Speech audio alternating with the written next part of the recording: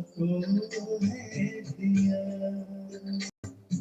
हीरा हमें बना कर श्रृंगार है किया, श्रीमत से पंचम को आवाज हम करें,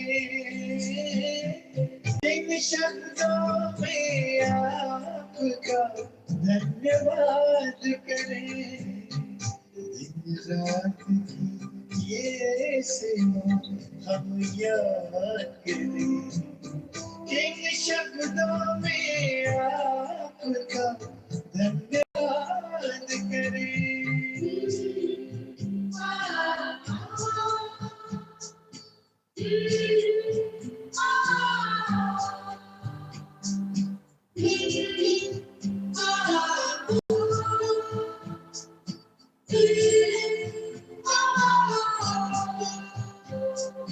खींचते हमारे प्यार में अब तक भी आ रहे हैं, रास्तों संभालते वादा निभा रहे हैं, ऐसे ही प्यार पर क्या निसार हम करें,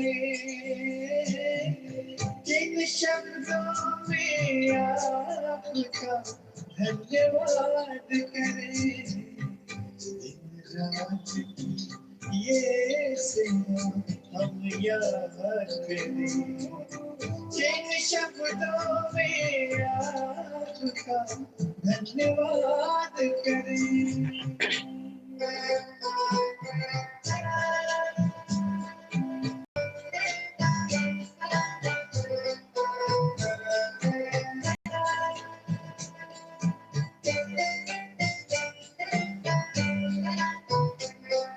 संगम युग में बाबा आकर के मिलते रहे, हमने सोचा आपसा बनकर के ही है रहना, दिल की यही है आरज़ू प्रभु साथ हम रहे,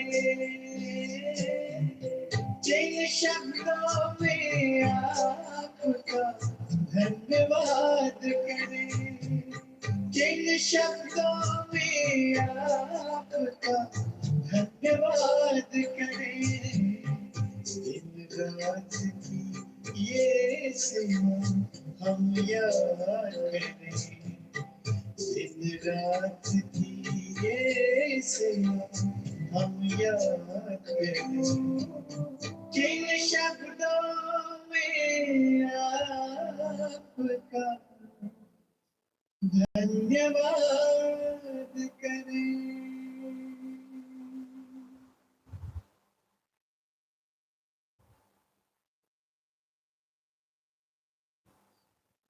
ओम शांति।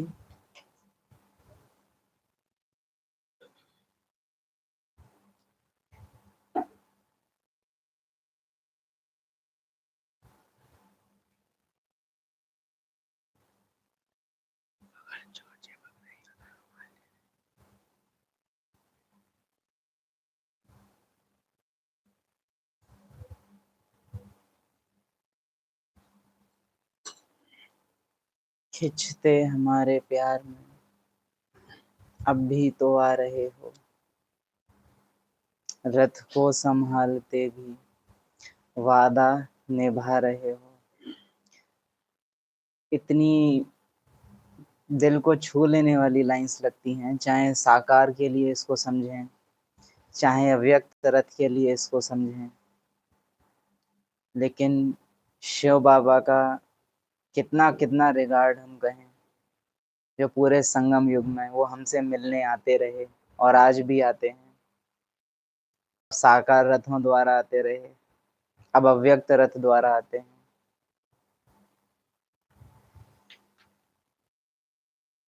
काम महाशत्रु कहा जाता है, क्रोध महाशत्रु नहीं कहा जाता। देखेंगे आज रूहानी टीचर की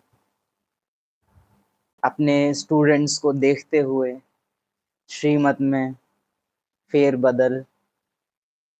एक तरफ कहते क्रोध मुक्त बनना है, दूसरी तरफ परिस्थिति को देखते हुए हमको श्रीमत दे रहे हैं कि क्रोध महाशत्रु नहीं है, काम महाशत्रु है। एक ही हड्डी है मुक्ति जीवन मुक्ति की, यहाँ नहीं आएंगे।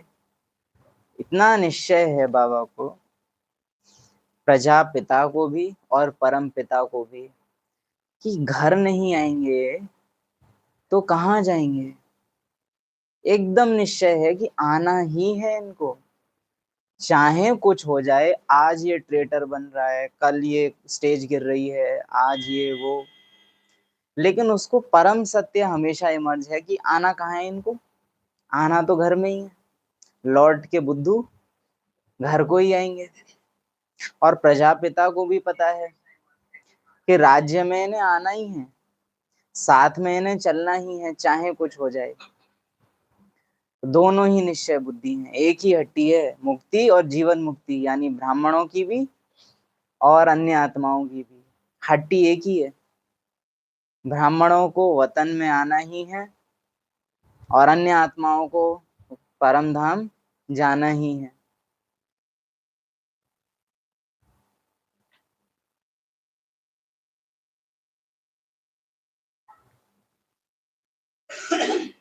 बाकी आज की मुरली का कहेंगे कि शायद सबसे वंडरफुल और विशेष आपके लिए डायरेक्शन समझें इसको। भोलापन कहीं कहीं बहुत नुकसान कर देता है। बाप भोलानाथ है, लेकिन साथ साथ ऑलमाइटी अथॉरिटी भी है। तो भोले बनो, साथ में शक्ति रूप भी बनो। मम्मा से सीखो, भोला है पर चतुर सुजान। और मैं तो बिल्कुल भी भोली नहीं हूँ, बाकी बाप दोनों हैं।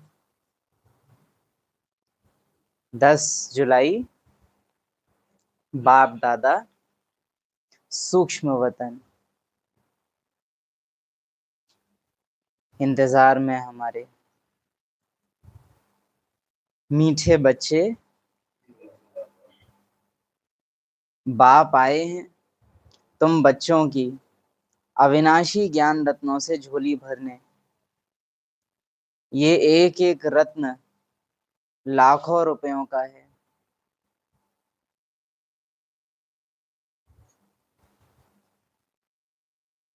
हमारी झोली ज्ञान रत्नों से भर रही है। ये सिर्फ ये नहीं है कि हमने मुरली सुन ली तो झोली ज्ञान रत्नों से भर गई, परंतु मुरली सुन रहे हैं और अनुभव हो रही है। जैसे फॉर एग्जाम्पल बीच में से कोई स्टेटमेंट उठा रहे हैं, निराकार देश में रहने वाले आए हो साकारी देश में पाठ बजाने। तो तुरंत बुद्धि अनुभव करे कि अभी अभी आत्मा घर में और फिर 1 सेकंड में ड्रामा में।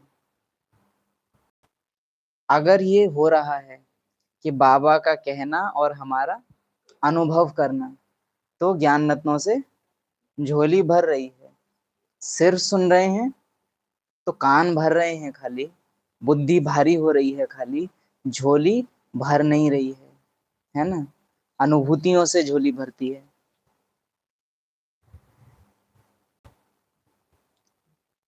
प्रश्न है,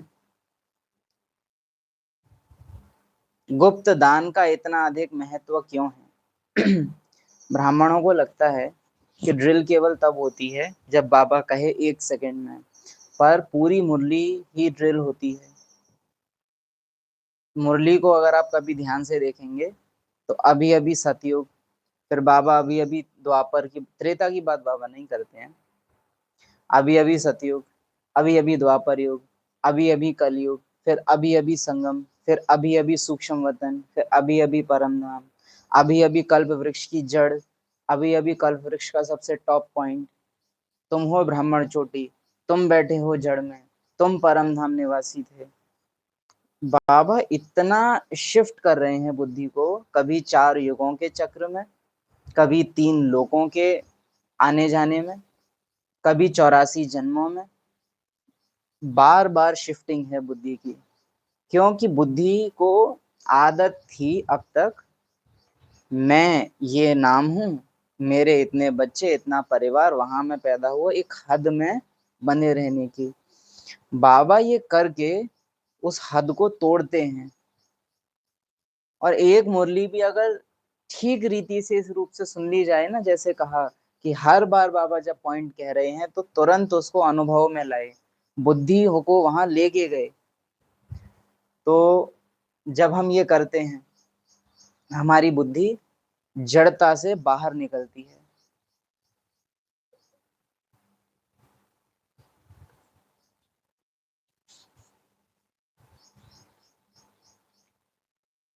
गुप्त दान का इतना अधिक महत्व क्यों है? बाबा ने जो उत्तर दिया है वो आर्टिफिशियल है ना, ऑफिशियल आंसर है, रियल आंसर नहीं है, वो आपको देना होगा। क्योंकि बाप तुम्हें भी गुप्त रत्नों का दान देते हैं, इसे दुनिया नहीं जानती। फिर तुम बच्चे इन ज्ञान रत्नों का दान करने से विश्व की राजाई ले लेते हो।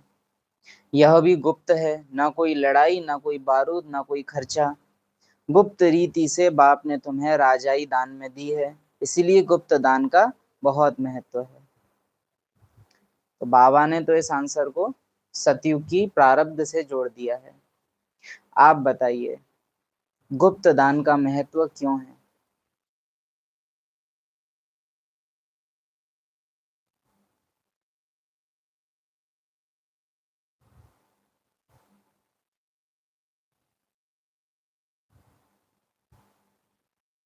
हम्म,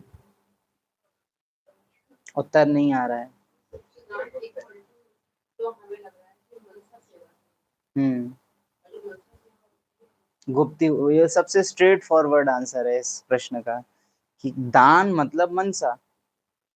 क्योंकि वाचा से अगर आपने मुरली सुनाई है, देखिए मेरा अपना क्या है, अगर आप किसी को ज्ञान सुना रहे हो तो ज्ञान सागर ने दिया है, सिर्फ ट्रांसफर कर रहे हो।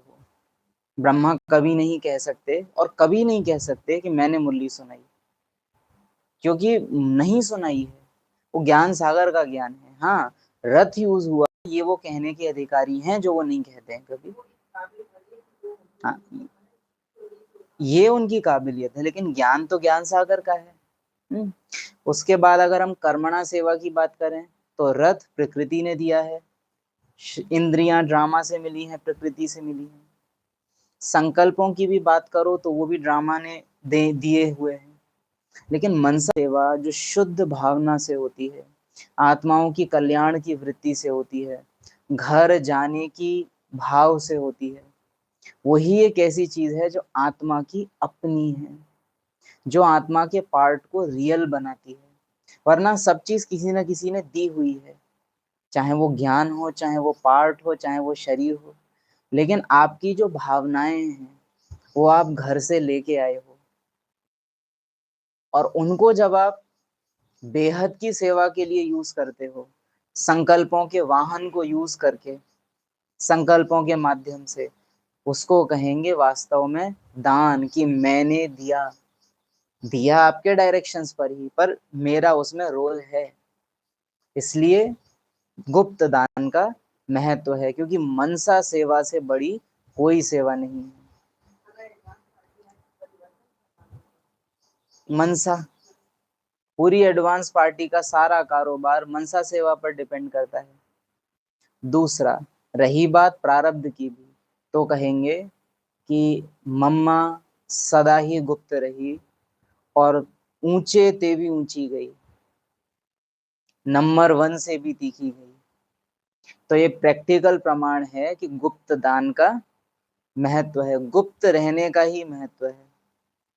मम्मा गुप्त रही, गुप्त रह के पुरुषार्थ किया, और फिर जो नंबर 1 जाना था उससे भी पहले और आगे गई। तो ये 2 पॉइंट से हम समझ सकते हैं कि गुप्त दान का महत्व क्यों है ना।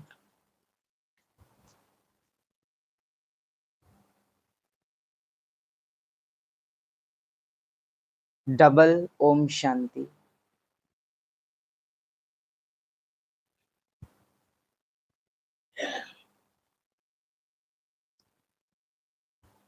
एक शिव बाबा कहते हैं, एक ब्रह्मा दादा कहते हैं। दोनों का स्वधर्म है शांत, दोनों ही शांति धाम में रहने वाले हैं। तुम बच्चे भी शांति धाम में रहने वाले हो, निराकार देश में रहने वाले आए हो साकारी देश में पार्ट बजाने, क्योंकि यह ड्रामा है ना। बच्चों को ड्रामा के आदि मध्य अंत का ज्ञान बुद्धि में भरा हुआ है, ऊपर से लेकर नीचे तक। ये जब भी बाबा रियलाइज करा रहे होते हैं कि निराकार देश में रहने वाले आए हो साकार देश में पार्ट बजाने, तो यहाँ है तुम्हारा काम टेम्पररी। अभी भी हम लोगों पर समय का प्रभाव काम में करता है कि परम धाम में तो थोड़ी सी देर रहते हैं, यहाँ ज्यादा रहते हैं। अच्छा, परम धाम में थोड़ी सी देर कितनी देर है? कोई अंगा आंकड़ा? 2 सेकंड, 5 मिनट कितना है? ड्रामा में कितना समय है? 5000 साल, वो क्लियर है। परम धाम में थोड़ा टाइम, थोड़ा कितना? वंडरफुल बात यह है कि जहां समय नहीं है वहां आप एक पल के लिए गए या 1 घंटे के लिए गए, कोई फर्क नहीं पड़ता, क्योंकि जहां समय नहीं है वहां होना मतलब सदा के लिए तुम वहां हो। हम असमय की दुनिया से समय की दुनिया में आए हैं, इसीलिए परम धाम में संकल्प भी नहीं है, क्योंकि संकल्पों को समय चाहिए, संकल्पों को घटना पड़ता है। वो एक पल में शुरू होंगे और एक पल में खत्म। आप हो ही ऐसी दुनिया में जहां समय ही नहीं है, जो काल से परे है, तो वहां संकल्प भी चलेंगे कैसे? क्योंकि घटना घटेगी ही नहीं, घटना को घटने के लिए समय चाहिए, और वो दुनिया है समय से परे। अब कहो कि वो स्थान है, तो बाबा कहता है आत्माओं के रहने का स्थान है, बाकी अपने आप में कोई जगह जैसी चीज भी परम धाम नहीं है कि इतने बाई इतने फुट या इतने बाई इतने गज में परम धाम बना हुआ है। घर बहुत अलग चीज है। आत्मा को जगह नहीं चाहिए। जब बाबा ये भी कह रहे हैं ना, तो आप पकड़ के देखिए, बाबा कह रहे हैं स्थान से अपनी पहचान खत्म करो, क्योंकि आत्मा को जगह ही नहीं चाहिए, थोड़ी सी भी जगह नहीं, उसको कोई जगह नहीं चाहिए। आत्मा अव्यक्त है। जैसे लाइट, ये एक बल्ब को कितनी जगह चाहिए? इससे जो लाइट निकल रही है, तो लाइट को कितनी जगह चाहिए? अजीब सा क्वेश्चन लगता है ना, कि है ना, कि कितनी जगह चाहिए? कोई जगह नहीं चाहिए। आप उसको छोटे से डब्बे में जगा रहो या बड़े से हॉल में जगा दो, वो उतने में ही अपने को विस्तार कर लेगी। किसी आत्मा ने अपने पार्ट का विस्तार किया 84 में, किसी ने विस्तार किया केवल 2 जन्मों में।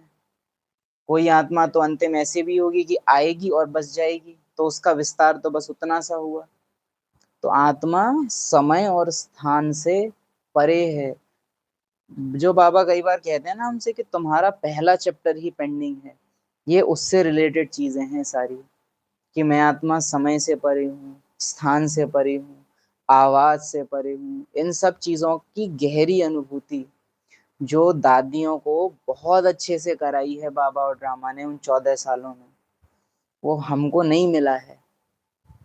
हमको खुद बनाना है, और हमारे लिए तो ज्यादा इजी है, क्योंकि ज्ञान भी साथ में है, समझ भी साथ में है, और उदाहरण साथ में है, एडवांस पार्टी साथ में है। तो निराकार देश माना हम नॉर्मली वहां के रहने वाले हैं, आए हैं साकार देश में, यानी ये चीज जो है ये एबनॉर्मल है, ये सामान्य नहीं है। ये दुनिया, ये आवाजें, ये सामान्य नहीं है। हमेशा यहाँ एक मेहमान की वृत्ति, एक अनजानपन, इस दुनिया से रहना। केवल घर यानी मधुबन, वो जगह मेरी जानी पहचानी है, बाकी पूरी दुनिया अनजान। आप किसी गली से भी होके गुजर रहे हो तो एक है कि यहाँ तो हमारे वो भी रहते हैं, एक तुरंत फीलिंग आती है। और एक होता है वो पाठधारी आत्मा भी यहाँ पाठ बजाती है। ये जो भाषा कई बार बाबा यूज करते हैं, ये मेहमानपन अनुभव करने के लिए बहुत जरूरी होती है।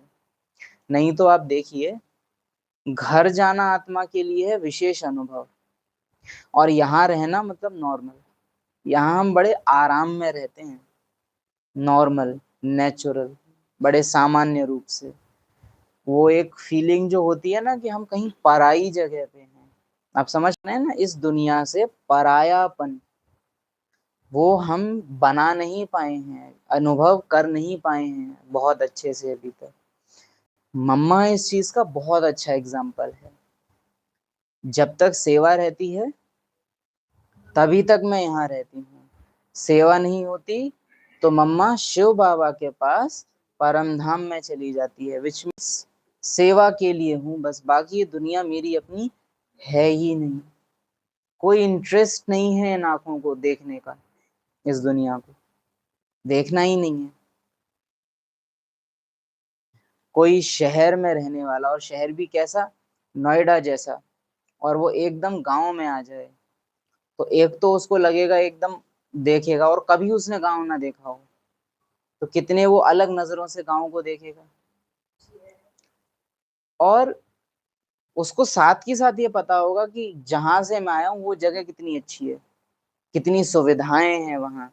यहाँ तो ये भी कमी, ये भी कमी, लाइट भी चली जाती है, ये वो से कमियां ही कमियां नजर आएंगी यहाँ। और जहां से वो आया है उस जगह में सुविधाएं ही सुविधाएं नजर आएंगी। कोई विदेशी जब भारत में आता है उसको भी सेम फीलिंग रहेगी। इंजॉय वो सब करेगा, देखता सब कुछ है, फोटो खींचता है सब चीजों की, लेकिन ये दिल नहीं होगी कि उसकी मैं यहाँ आके बस जाऊं। उसको पता है कि देश तो मेरा ही अच्छा है, यहाँ तो सुविधाएं ही नहीं है। हम घर के रहने वाले हैं, दुख या सुख वजह ही नहीं है परम धाम लौटने की, ये दुनिया ही अजीब है ना, मैं हूं ही नहीं यहाँ की। ये फीलिंग बाबा दिलाना चाह रहे हैं। निराकार देश में रहने वाले आए हो साकारी देश में पाठ बजाने, आए हो। बच्चों को ड्रामा के आदि मध्य अंत का ज्ञान बुद्धि में भरा हुआ है। इतना ज्यादा शिव बाबा को है अपने घर का रिगार्ड कि ब्राह्मण आत्माओं के अलावा अगर और कोई आ भी जाए ब्रह्मा से बात करने तो शिव बाबा कहते हैं कि मैं चला जाता हूँ। सुना है ना मुरलियों में कि मैं नहीं रहता तब, उनको ये डील करता है। मैं केवल किससे बात करता हूँ, बच्चों से, केवल बच्चों से। कई तो ब्राह्मणों को लगता होगा कि हम शिव बाबा से मिल रहे हैं, लेकिन क्या पता कि अंदर अभी शिव, क्योंकि तुम बच्चे नहीं हो तो उधर शिव बाबा नहीं मिलेगा तुमको, वो पीछे हो जाएगा, ब्रह्मा आत्मा आगे हो जाएगी। और बच्चा सामने है तो फिर शिव बाबा आगे और ब्रह्मा पीछे। तुम बाबा से तभी मिल सकते हो जब बाबा तुमसे मिलना चाहे। उसकी भक्ति मार्ग की भी गायन याद है ना, कि न जप से, न तप से, न अन्य किसी जतन से तुम मुझे नहीं पा सकते, जब तक मैं ना चाहूं, मैं खुद ना आऊं। तो अभी भी वो है उसमें कि तुम ब्रह्मा से भले एक बार को मिल सकते हो पर मुझसे नहीं मिल सकते जब तक कि तुम योग्य नहीं हो, योगी नहीं हो।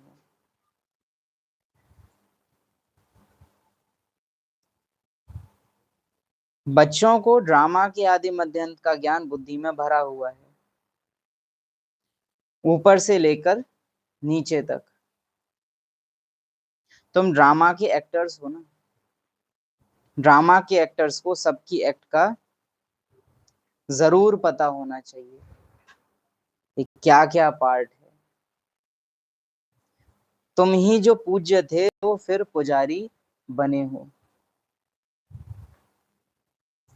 फिर भी सुख तो रहता है, दुख तो सिर्फ अभी होता है। हम्म, आपको पार्ट में किसी से बहुत धोखा मिला, बहुत बड़ा दुख मिला, और फिर आप बाबा के सामने बैठे हो और बहुत रोना आता है ऐसे टाइम में, बहुत आंसू आ रहे हैं। बाबा आप सही कहते हो, देहधारी तो दुख देते ही हैं। मुझे आपकी सुननी चाहिए थी पहले, मुझे सिर्फ आपसे ही प्यार करना चाहिए था, ये दुनिया वाले तो सब हैं ही ऐसे। एक तो ये वृत्ति है। क्या ये शिव बाबा तक पहुंचेगी, या बाबा मुझे इस खेल को खेल की तरह ही देखना चाहिए था, मुझे ड्रामा में फंसना नहीं चाहिए था, इस कहानी को इतना गंभीरता से मैंने ले लिया तो दुख हो रहा है। ये वृत्ति बाबा तक पहुंचेगी। क्या समझते हो? शिव बाबा मतलब यथार्थ। तुम यथार्थ नहीं हो तो तुम ट्रक भर के आंसू बहा लो, उस तक एक कतरा नहीं पहुंचेगा उसका। तुम बच्चों की लाइट मेरे वतन तक, क्योंकि यथार्थ नहीं है। ब्राह्मण आत्माएं बहुत कर रही हैं ये, बाबा के आगे आंसू बहाना, कई बार बहुत कुछ बतियाना, लेकिन अगर पीछे समझ यथार्थ नहीं है ना, खेल मैं आत्मा अलग, और मैं आत्मा कितनी अलग हूँ, कैसे कैसे अलग हूँ, अगर आत्मा को ये एहसास नहीं है, आप बाबा के आगे घंटों बैठ लो, दिनों बैठ लो, बाबा तक कुछ नहीं पहुंचेगा। इवन ब्रह्मा तक भी कुछ नहीं पहुंचेगा। जब तक यथार्थ समझ नहीं है पीछे कि मैं आत्मा मुसाफिर हूं, तब तक बाबा तक कुछ नहीं पहुंचता। भले आप कितना ही अपने को दिलासा दे लो या माया रच लो कि नहीं बाबा तो सुनता है, उसकी सुनता है जो सुनने लायक हो।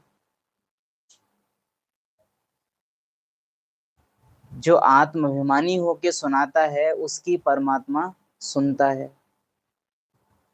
यहाँ भक्ति मार्ग वाला सिस्टम काम नहीं करेगा कि बस मूर्ति के आगे बैठे, और वहां भी बाबा ने क्या बोला हुआ है कि सच्चे भाव से तब भी मुझ तक पहुंचता है।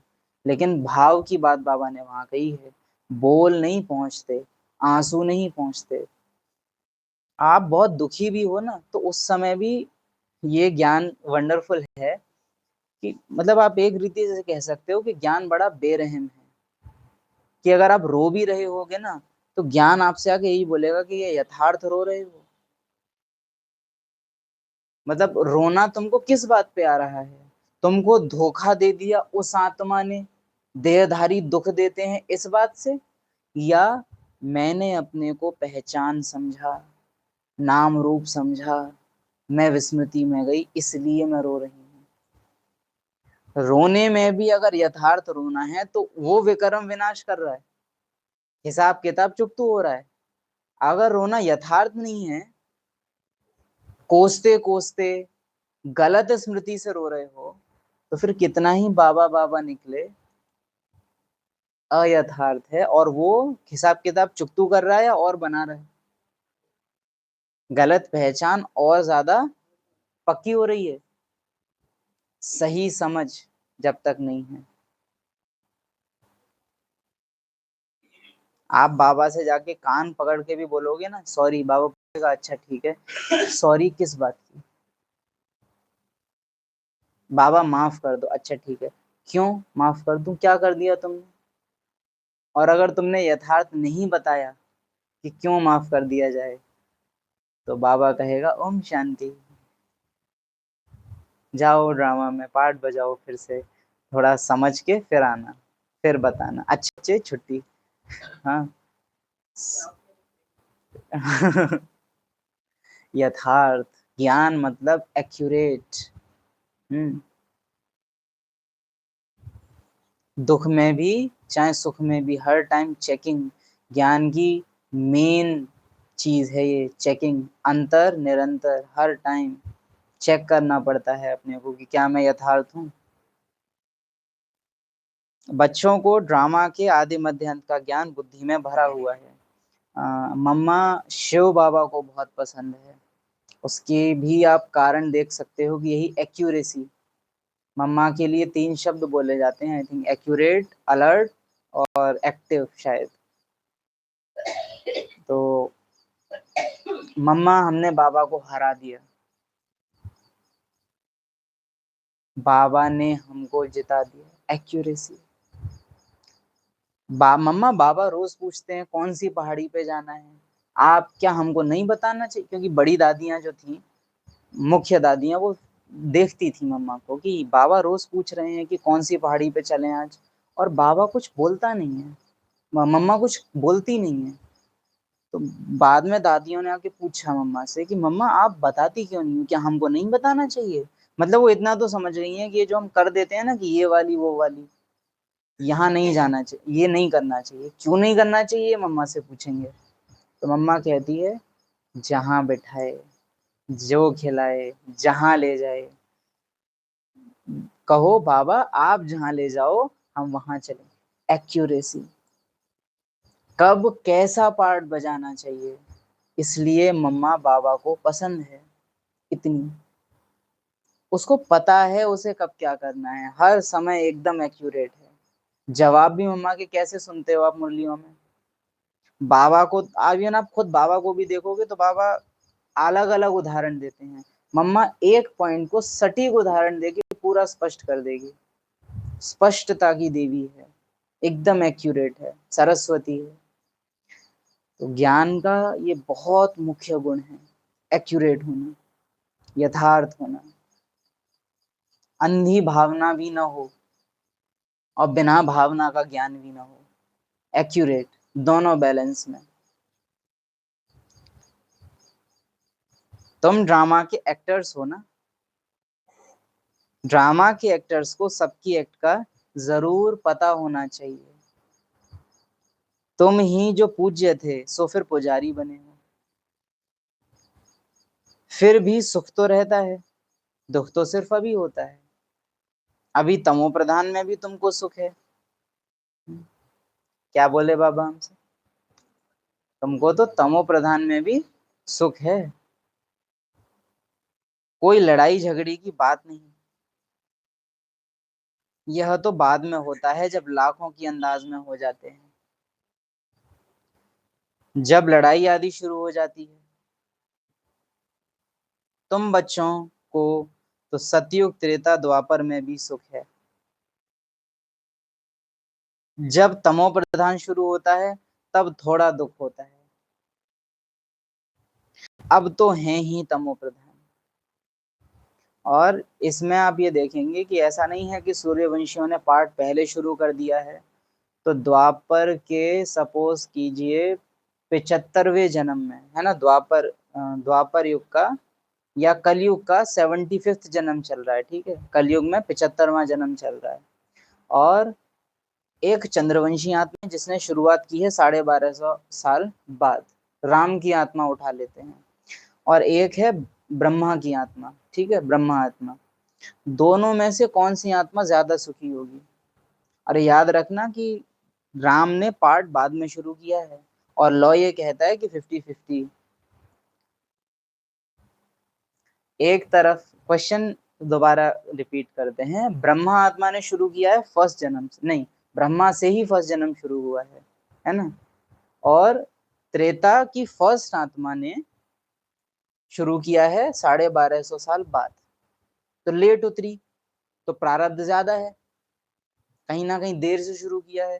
ब्रह्मा की बैटरी तो लगातार गिर रही है, लेकिन वो आत्मा तो अब ब्रह्मा के बाद उतरी है, यानी बैटरी ज्यादा होगी।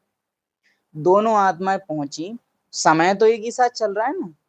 ऐसा तो जो ब्रह्मा के लिए कलयुग है वो राम के लिए भी कलयुग होगा। सेम सेम पॉइंट पर पहुंचकर 75वां जन्म चल रहा है, कलयुग शुरू हो गया है। कौन सी आत्मा ज्यादा सुखी होगी, ब्रह्मा आत्मा या राम की आत्मा? काहे?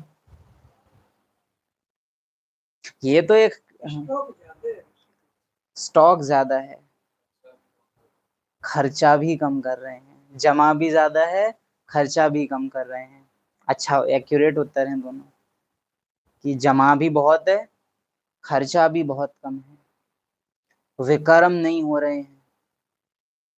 उल्टा हर जन्म में कुछ ना कुछ ऐसे काम हो रहे हैं जो प्रजा को, मतलब प्रजापिता हर समय प्रजापिता है, उसे खुद भी नहीं पता है ना, तो भी प्रजापिता का पार्ट ऐसा है उसका कि वो हर जन्म में कुछ ना कुछ ऐसे काम करेगा जो प्रजा को बहुत सुख देवे। चाहे कभी साहूकार बन के, कभी राजा बन के, कभी साइंटिस्ट बन के।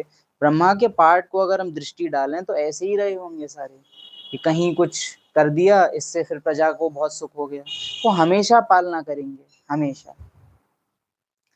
तो भले आप लेट उतरो, लेकिन फिर भी सुख हमेशा उसी को रहेगा जो पहले उतरा है।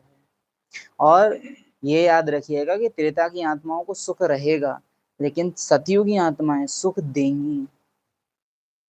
सूर्यवंशी आत्माएं दाता रहती हैं सदा। वो केवल सुखी रहें ऐसे नहीं रहता उनका, वो सुख देने वाली भी होती हैं। ड्रामा उनकी वृत्ति ऐसी कर देता है। किसी भी जन्म में होंगी, जो उनके आसपास आत्माएं हैं, जो जरूरत है उनको वो हमेशा देंगी, सुख बांटेंगी, किसी भी जन्म में हो। और त्रेता युगी जो आत्माएं होंगी, वो जब तक प्रारब्ध है तब तक खुद सुखी रह लेंगी प्रारब्ध के बल पे, लेकिन साथ वाले पार्टों को खुश रख लेवें। वो एक बार वर्षा खत्म हो गया, फिर वो दाता नहीं रह सकते, क्योंकि दाता होते तो फेल नहीं होते, फेल नहीं होते तो त्रेता में नहीं आते। तो ये अंतर है।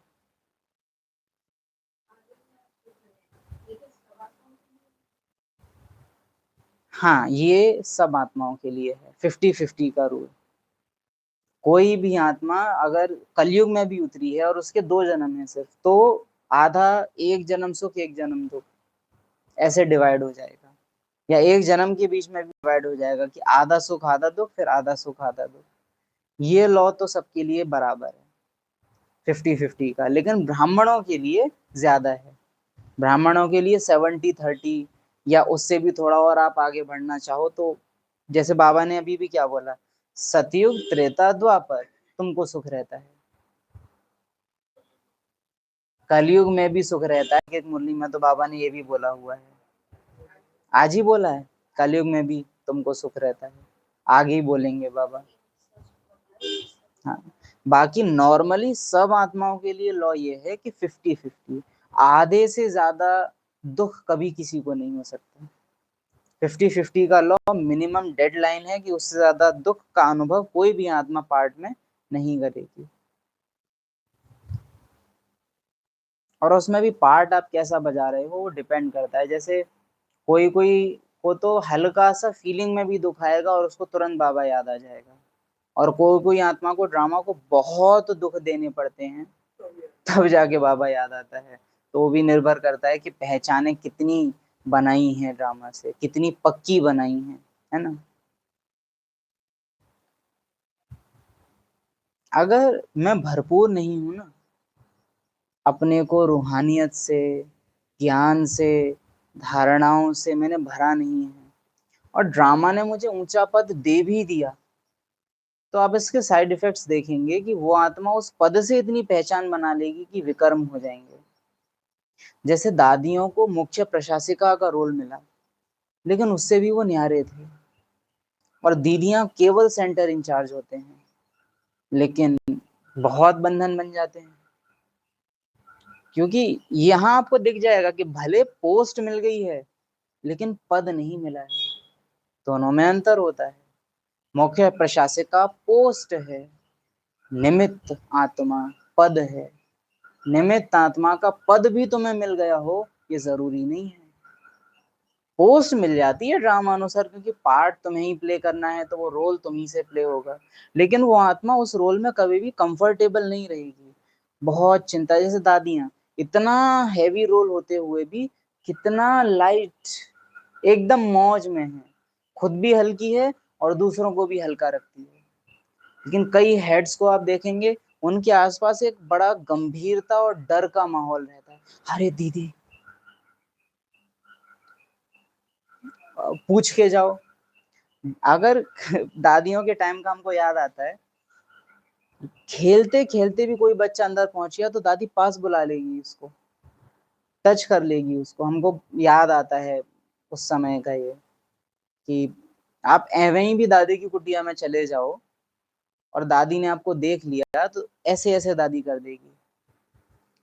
और जो प्रकाश कुंज है, उन्हों की कोई इंचार्ज थी, 2011-12 का समय रहा होगा। वो लिफ्ट में आ रही थी, मैं खड़ी थी, वो उनकी एक असिस्टेंट थी साथ में। और हम तो पूरे बिल्डिंग में खून फान कर रहे थे, तो ऐसे बटन दबाया और उसमें घुस गए, और घुस थोड़ा ज्यादा ही गए क्योंकि थोड़ा टच हो गए हम। हाँ, उसी टाइप का वो अनुभव था। तो अंदर ऐसे घुस गए जाके, और जैसे ही उनसे टच, उन्होंने जो तो डांटा था हमको, बहुत बुरी तरह से उन्होंने डांट दिया था, दूर हटो ऐसे करके। तो एक तरफ हमने देखा कि बिल्डिंग की इंचार्ज और ये टच नहीं करने दे रही हैं, और एक है वो मधुबन की इंचार्ज है, पूरा जो कुछ भी दिख रहा है, और वो कितनी लाइट है। तो तभी से ही वो अंतर देख लिया था बुद्धि ने कि कितना अंतर होता है पद और पोस्ट में, अंतर पड़ता है बहुत। और पार्ट में ही अपने अंदर भी देखना कि गृहस्थी की पोस्ट संभाल रहे हो या ट्रस्टी का पद संभाल रहे हो, भारी तो नहीं कर दे रही हैं जिम्मेवारियां।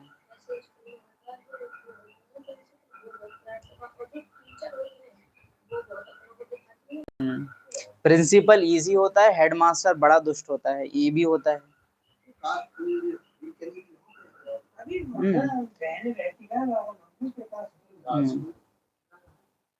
शांतिवन में अभी तो क्या है कि पार्टी शांतिवन में रुकती ही नहीं है, उस समय शांतिवन में ही रुका करते थे मोस्टली, अब तो मिलता ही नहीं है। तो एक्टर्स हो, तुमको पता होना चाहिए सबकी एक्ट का।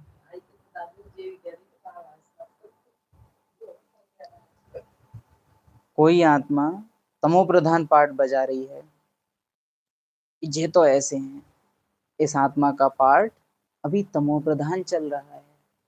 अगर फीलिंग आ गई कि इनका पार्ट फेल, एक्चुअली इसीलिए उनका पार्ट, वैसे क्या होता कि उस आत्मा का शायद विक्रम बनता, सजा मिलती, परिवर्तन होता। आपने उस ड्रामा की तमो प्रधानता को सार्थक कारण दे दिया कि इसलिए ही तो वो आत्मा ऐसा पार्ट बजा रही थी, क्योंकि तुम्हारा पेपर लेना था और तुम देखो फेल हो गए। किसी ने मेरे पास में नेगेटिव पार्ट बजाया और मुझे उसके पार्ट को देख के फीलिंग आ गई, मैंने उस आत्मा के पार्ट को और उस आत्मा को अलग अलग नहीं किया, फिर कहने के लिए बात मिल गई कि देखो पेपर में तो फेल हो गए, इसलिए तो मेरा पार्ट ऐसा किया था ड्रामा ने।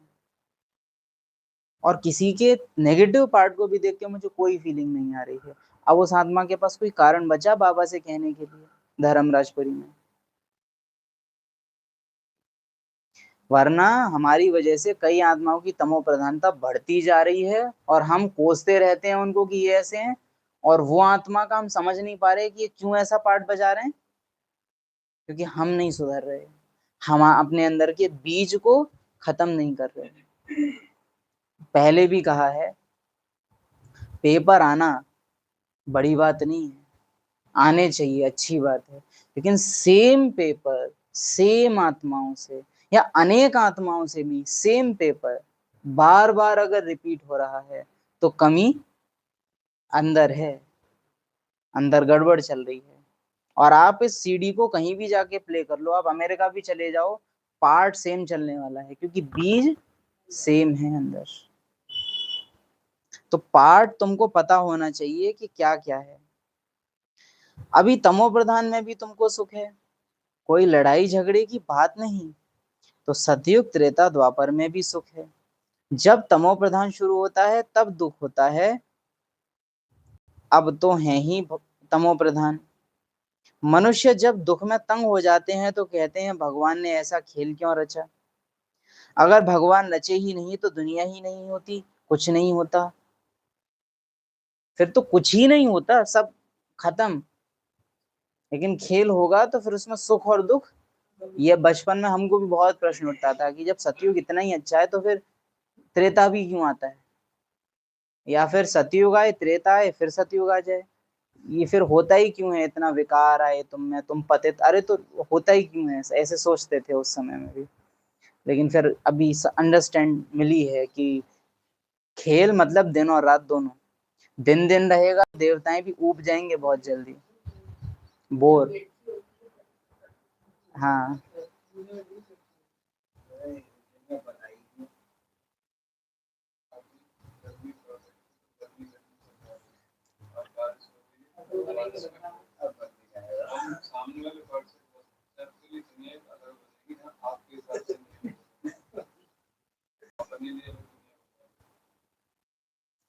गीत है दुनिया बनाने वाले क्या तेरे मन में समाई। फिर इसके उत्तर में हम गीत गाते थे कि बातें बनाने वाले क्या तेरे मन में समाई, काहे इतनी बातें बनाई।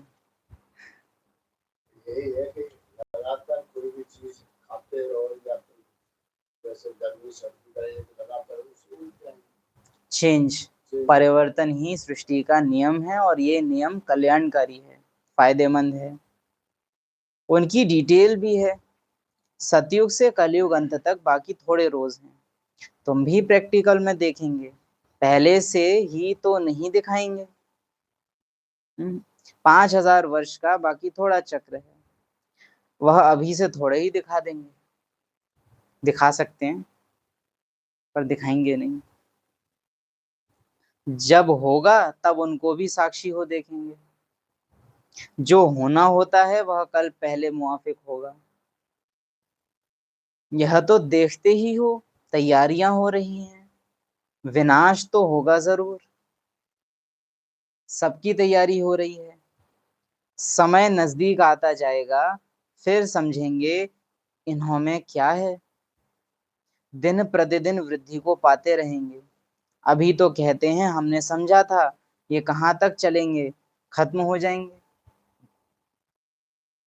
शुरू में इस डर से बहुत भाग गए, पता नहीं क्या होगा, न यहाँ के न वहां के रहेंगे, इससे तो भागो। लास्ट में माया कहेगी, भाई अपने निश्चय पर संशय लाना ऐसा तो नहीं कहते हम कभी भी, लेकिन अपने निश्चय को हमें चेक जरूर करना चाहिए। एक बार सोचना, जो आत्माओं ने बेगरी पार्ट में बाबा को छोड़ा वो घटना कोई सामान्य नहीं है, क्योंकि वो आत्माएं हैं जो कराची में साथ थी, जिन्होंने बाबा का आना, ओ मंडली, वो सब अनुभव किया। उसके बाद बोर्डिंग में भी रहे, मम्मा बाबा की पालना 14, 15, 16, 17 साल तक। 1936 में यज्ञ स्टार्ट हुआ है, 1950-51 की बात है। 50 से 51 के वर्ष को कहते हैं बेगरी पार्ट। तो कितने साल हो गए? 14-15 साल हो गए। ये 14-15 साल की पालना किसकी? साकार माता पिता और शिव बाबा की पालना। वो भट्टी, और इन्होंने वो भट्टी करी है। ऐसा नहीं है कि ये लोग उस टाइम में थे नहीं, इन्होंने करी है। सतयुग के नजारे और वो ट्रांस और सूबी रस वतन का, वो सब भी इन्होंने पिया होगा। सेवाएं भी करी हैं, और जरा सा सुविधाएं गायब हुई। बाबा ने कहा भूखे रहना है तो भूखे रह लिए, लेकिन जब सच में देखा कि अब ब्रह्मा के पास पैसा नहीं है, दोनों में अंतर होता है। तो उन 14 सालों में जब बाबा भूखा रख रहे थे तो दादियों को पता था कि ये बाबा जान के कर रहे हैं। और 51 में जो बेगरी पार्ट चला, उसमें पता था आत्माओं को कि ब्रह्मा के पास सच में नहीं है। तो दोनों परिस्थितियों में अंतर था।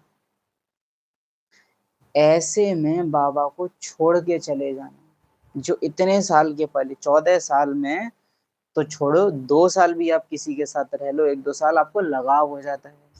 वो 14 साल से कंटिन्यूस साथ हैं, और कुछ महीनों की भूख, भोजन की कमी, कपड़ों की कमी और मौसम के परिवर्तन ने वो 14 साल का कनेक्शन तोड़ दिया।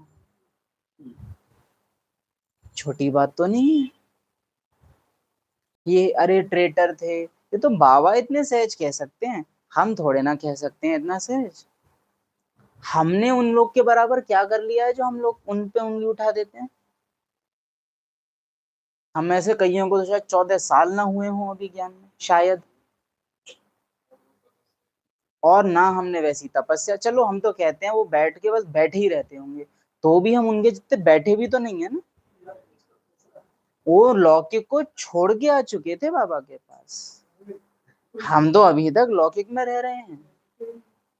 हम घर की खटिया हम जानते नहीं है, लेकिन घर की खटिया, अपने घर का बाथरूम, अपने घर के बर्तन, प्लेट, थाली, कटोरी, चम्मच, फ्रिज, इन छोटी छोटी चीजों से हमारे इतने बंधन होते हैं, जो बात नहीं पूछो।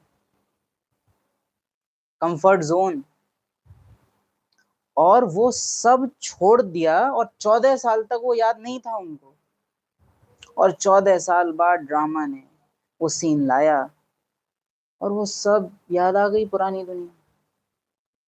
और 14 साल बाद पुरानी दुनिया में जाके सब कुछ रीस्टार्ट करना भी कोई इजी बात तो नहीं थी।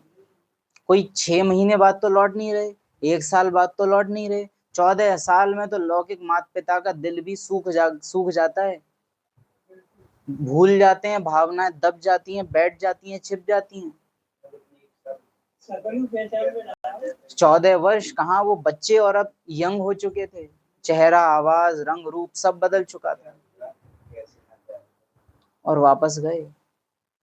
तो ये घटना साधारण नहीं है, ये हमको सोचने पे मजबूर कर देती है कि अगर हम अनुभव की अथॉरिटी ना बने तो क्या सच में, मुझे लगता है अंधा निश्चय भी ठीक नहीं होता।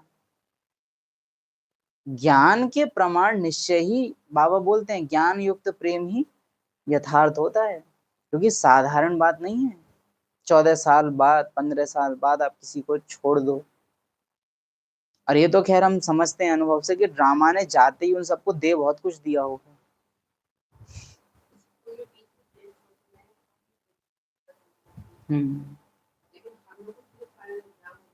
हाँ, हम लोग का कोई टेस्ट नहीं होना है, सीधे फाइनल एग्जाम होना है, और कभी भी वो आ सकता है। कोई हाफ ईयरली या ईयर, त्रैमासिक, 6 माही, अर्धवार्षिक, कोई ऐसी परीक्षा नहीं है हमारी, सीधे फाइनल एग्जाम है कि सब कुछ हिलेगा। यज्ञ में से ऐसी ऐसी काली चीजें बाहर आएंगी, ऐसी ऐसी हलाहल विष इस विचार सागर मंथन से प्रकट होगा, जो देख के तहलका मच जाएगा ब्राह्मण संसार में।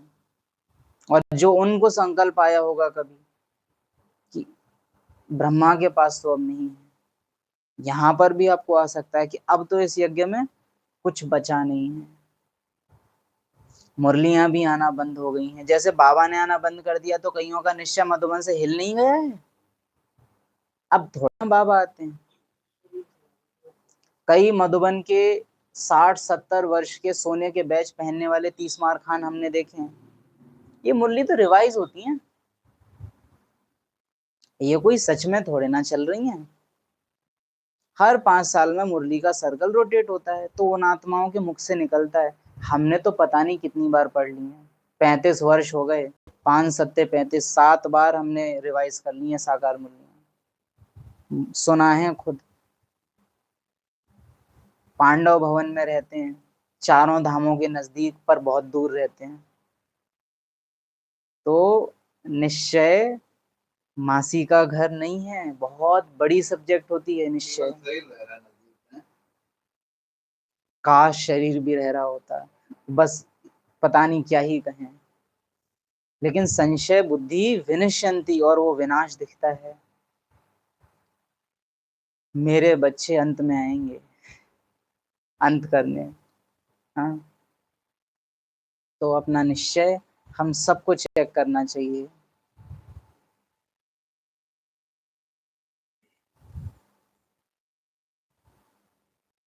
समय नजदीक आता जाएगा, फिर समझेंगे इन्हों में क्या है। शुरू में बहुत इस डर से भाग गए, पता नहीं क्या होगा, न यहाँ के न वहां के रहेंगे, इससे तो भागो, लास्ट में आएगा। इतने साल तो हम ना काम बेकार में गए, ना बाहर का कुछ खाया, अब इधर से भी गड़बड़ दिखाई दे रही है, और सालों की बनी बनाई धारणाएं टूट जाएंगी, तोड़ दी जाएंगी, टूट जाएंगी नहीं। लास्ट, पूरे जीवन प्याज लहसुन नहीं खाई, लास्ट में दिल कर जाएगा खाने का। हो सकता है उससे भी कुछ अति, पूरे जीवन का ब्रह्मचर्य और कोई ब्राह्मण आत्मा अंत में तोड़ देंगे। नहीं, अगर अपनी इच्छा से आपने नहीं खाया तो जबरदस्ती कोई मुंह में भी डाल दे तो भी धारणा नहीं टूटी।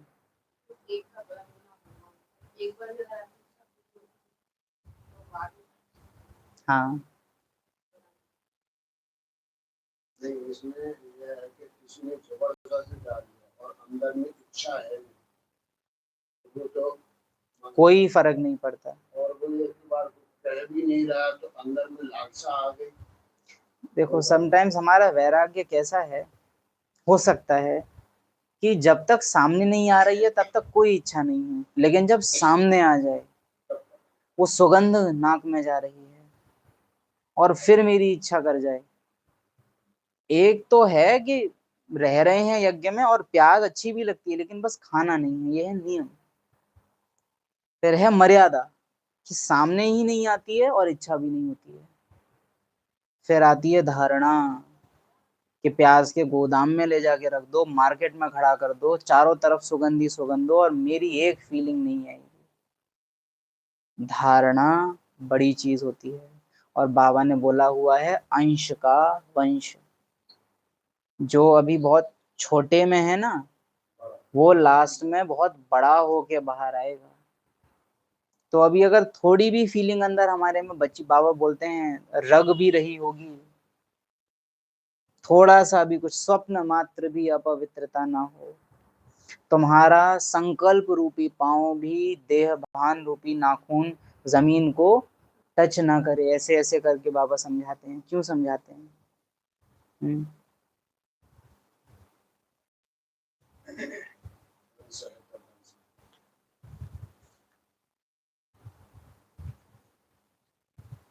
और अंश खत्म होते हैं जैसी तपस्या दादियों ने की, घंटों तक गुम बैठे हैं उससे। ये जो हमारा भी हल्का फुल्का चलता फिरता जो हम खेल पाल कर रहे हैं ना, अगर दादियों की तपस्या को हम रख दें तो एक तरफ है कि 10 साल 20 साल 30 साल से ज्ञान में चल रहे हो और रोज अमृत वेला किया है वो, और एक तरफ दादियां एक दिन बैठ गई। इक्वल है। इक्वल है। तो दादियों ने जो किया है वैसी स्टेज समीप लाना, तो अभी कदम बड़े धीरे हैं। गीत पीछे से बजता है कि वक्त है कम लंबी मंजिल, तुम्हें तेज कदम चलना होगा। वो आता है पीछे से।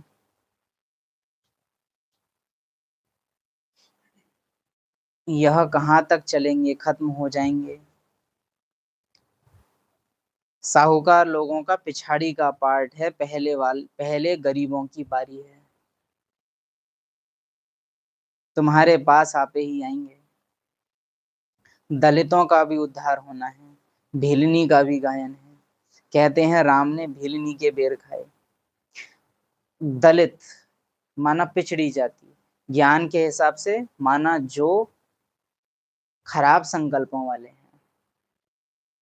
ओछे संकल्पों वाले हैं, अत्यधिक जिनमें देह भान है। भीलनी यानी आदिवासी, ट्राइबल्स, यानी जिनमें रहन सहन का कोई ढंग नहीं है, जिनमें कपड़े पहनने का कोई ढंग नहीं है, खान पान का कोई ढंग नहीं है, नहाने का कोई ढंग नहीं है। बहुत गहरी समझ है यहाँ कि ऐसे जिनमें बात करने की तमीज ना हो। हम ब्राह्मण कैसे हैं? अति सभ्य। और हमारे आगे आत्माएं कैसी आएंगी? अति असभ्य। भीलनी, दलित। जातिवादी शब्द बाबा नहीं कर रहे हैं शब्द, लेकिन बाबा स्थिति बता रहे हैं कि ऐसी ऐसी अवस्था वाले पाठधारी आपके सामने आएंगे। कहते हैं राम ने बेर खाए, यानी अगर इतनी खराब हालत वाली भी कोई आत्मा आपके पास बहुत शुद्ध भावना लेके आए और आपको महसूस हो जाए उसके अंदर की कुछ शुद्ध भावना इसकी है, तो सही, भले पूरा का पूरा फल सड़ा है लेकिन एक कोना ये ताजी है, ये काट के बाबा को दिया जा सकता है। तो तुमको वो 95% इग्नोर करके उस 5% पे ध्यान देना होगा। वास्तव में राम भी नहीं, शिव बाबा भी नहीं। हाँ, हो सकता है इस ब्रह्मा को खाने पड़े, क्योंकि बाबा तक तो जब तक संपूर्ण पावन कोई बना नहीं, पहुंच सके नहीं। अब कहेंगे फिलहाल के हिसाब से कहेंगे राम भी नहीं, शिव बाबा भी नहीं, ब्रह्मा भी नहीं। हाँ, हो सकता है तुम ब्राह्मणों को खाने पड़े। क्योंकि अब ब्रह्मा भी तो यहाँ नहीं है। अगर उसमें शुद्ध भावनाएं हैं और इसके लिए परखने की शक्ति चाहिए।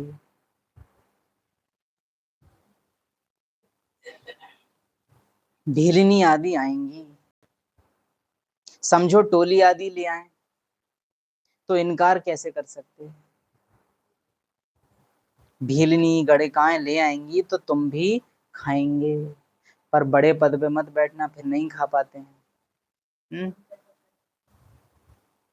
उसके हाथ का ही बना हुआ खाएंगे और किसी के हाथ का हम नहीं खाएंगे। शिव बाबा कहते हैं मैं तो नहीं खाऊंगा,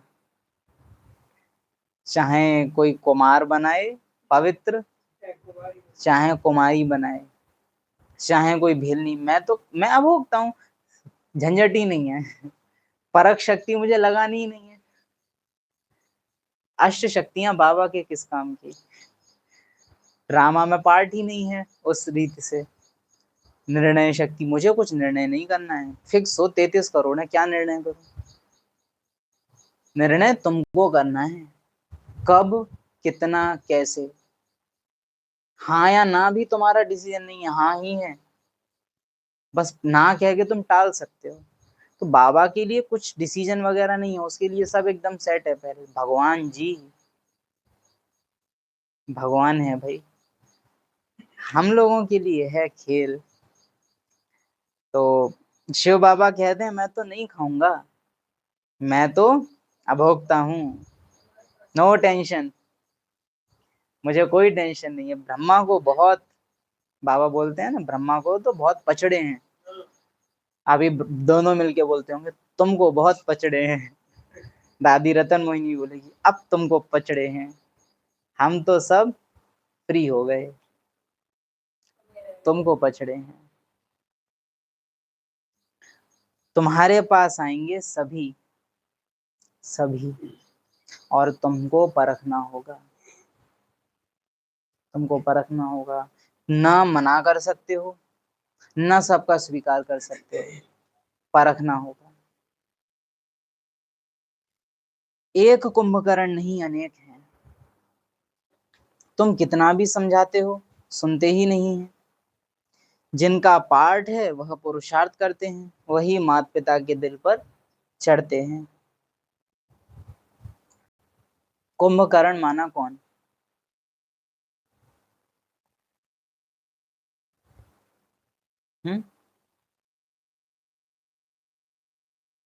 ये तो हो गया कि जो नींद में सोता है। अब कैसी नींद, तो ज्ञान कहेगा अज्ञान की नींद। ठीक है, ये अब ज्ञान हमने खूब दे लिया, प्रैक्टिकल बताओ। कुंभकर्ण माना कौन।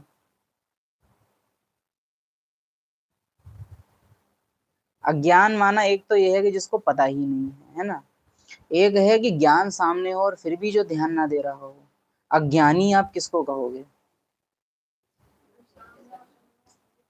विस्मृति का जो खेल खेले वास्तव में उसको कहेंगे अज्ञानी। अज्ञानी माना जिसको ज्ञान नहीं है, जिसको कुछ पता ही नहीं है, अज्ञान का भी ज्ञान नहीं है ना उसको, तो कि मैं अज्ञानी हूं ये भी नहीं पता उसे। ब्राह्मणों को पता होता है कि अभी हम अज्ञानी हैं। जिसको ज्ञान हो और भूल जाए यथार्थ रीति से, तो आप उसे ही अज्ञानी कह सकते हो। तो कुंभकर्ण यानी नींद में सोया हुआ किसको कहोगे। मुरली की आदि करी थी तो समझा था कि बाबा ने कहा परम धाम के रहने वाले हो, यहाँ आए हो पाठ बजाने, और बुद्धि ने तुरंत अनुभव किया। तो ये हुआ जागृत। बाबा ने मुरली चलाई और मेरी बुद्धि टस से मस न हुई, तो कौन ठहरा मैं। आंख खोल के सोने वाला कुंभकर्ण, ऐसे ऐसे करने वाला, करने वाला कुंभकर्ण, पॉइंट्स रिपीट करने वाला कुंभकर्ण, शायद नोट करने वाला कुंभकर्ण। क्योंकि कुंभकर्ण ये सब कर लेगा। मेन चीज जो आपको कुंभकर्ण न बनाती वो क्या है, अनुभव। तुमने वो ड्रिल की, जो बाबा तुमको जहां ले गया तुम गए। अनुभव नहीं है, गोया कुंभकर्ण है। और एक नहीं है, बाबा कहे अनेक हैं, बहुत हैं। आज बाप दादा आए हैं कुंभकर्णों से मिलने। हाँ,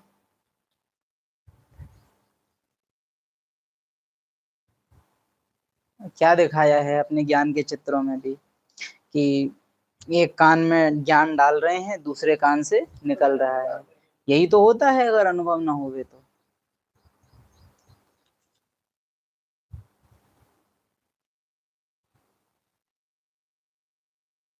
बच्चियां पूछती हैं, बाबा बच्चों को डांटना पड़ता है। बाप कहते हैं इसका इतना कुछ नहीं। अब रावण बड़ी जल्दी अंदर फायदा, अच्छा मतलब डांट तो सकते हैं? अब पता चलेगी घर पे आज तो। हाँ, बाबा फीलिंग देखेगा, परिस्थितियां देखेगा। बाप कहते हैं इसका इतना कुछ नहीं। तुम पुकारती हो हम पतितों को पावन बनाओ। हम कई बार ना गलत फॉलो भी कर जाते हैं इस चीज में कि क्या मम्मा बाबा डांटते होंगे तो हम ऐसा कैसे कर। मम्मा बाबा के पास दादियां थी आपके चारों तरफ दादियां नहीं रहती हैं?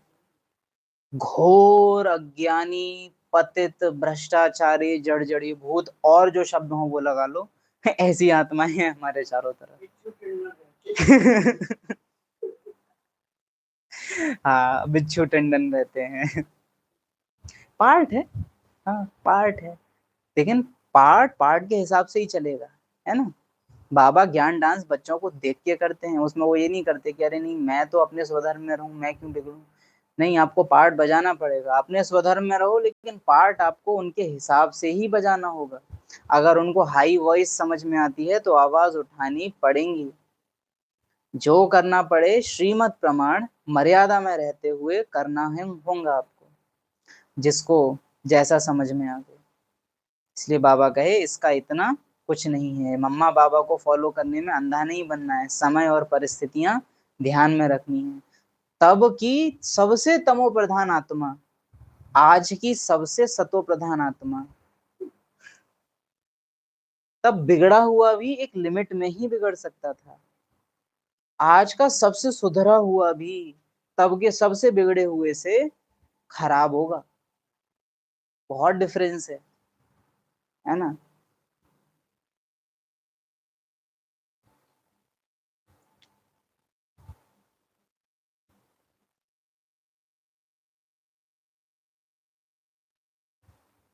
एक माता का अनुभव सुन रहे थे, बहुत रो रहे थे, बहुत सुना रहे थे कि बच्चे ने बहुत दुख दिया है, ऐसे ऐसे वैसे। फिर कहते हैं कि फिर हमने बोला इनका देहधारी तो दुख देंगे ही, तो आप मोह खत्म करो, ड्रामा तो आपकी हेल्प कर रहा है और ही ज्यादा बन जाओ बाबा के बिल्कुल पूरे। वो सेंटर पर करो सेवा। उस समय कोई तो निमित्त आत्मा के पास जगह भी खाली थी कि उनको कोई सेवाधारी चाहिए था। फिर उसके बाद कहती हैं कि हाँ भाई जी बात ठीक कह रहे हो, इतना भी बुरा नहीं है। कह देता है मम्मी तुम निकल जाओ, धक्का भी दे दी, लेकिन आज तक कभी बाहर निकाला नहीं है।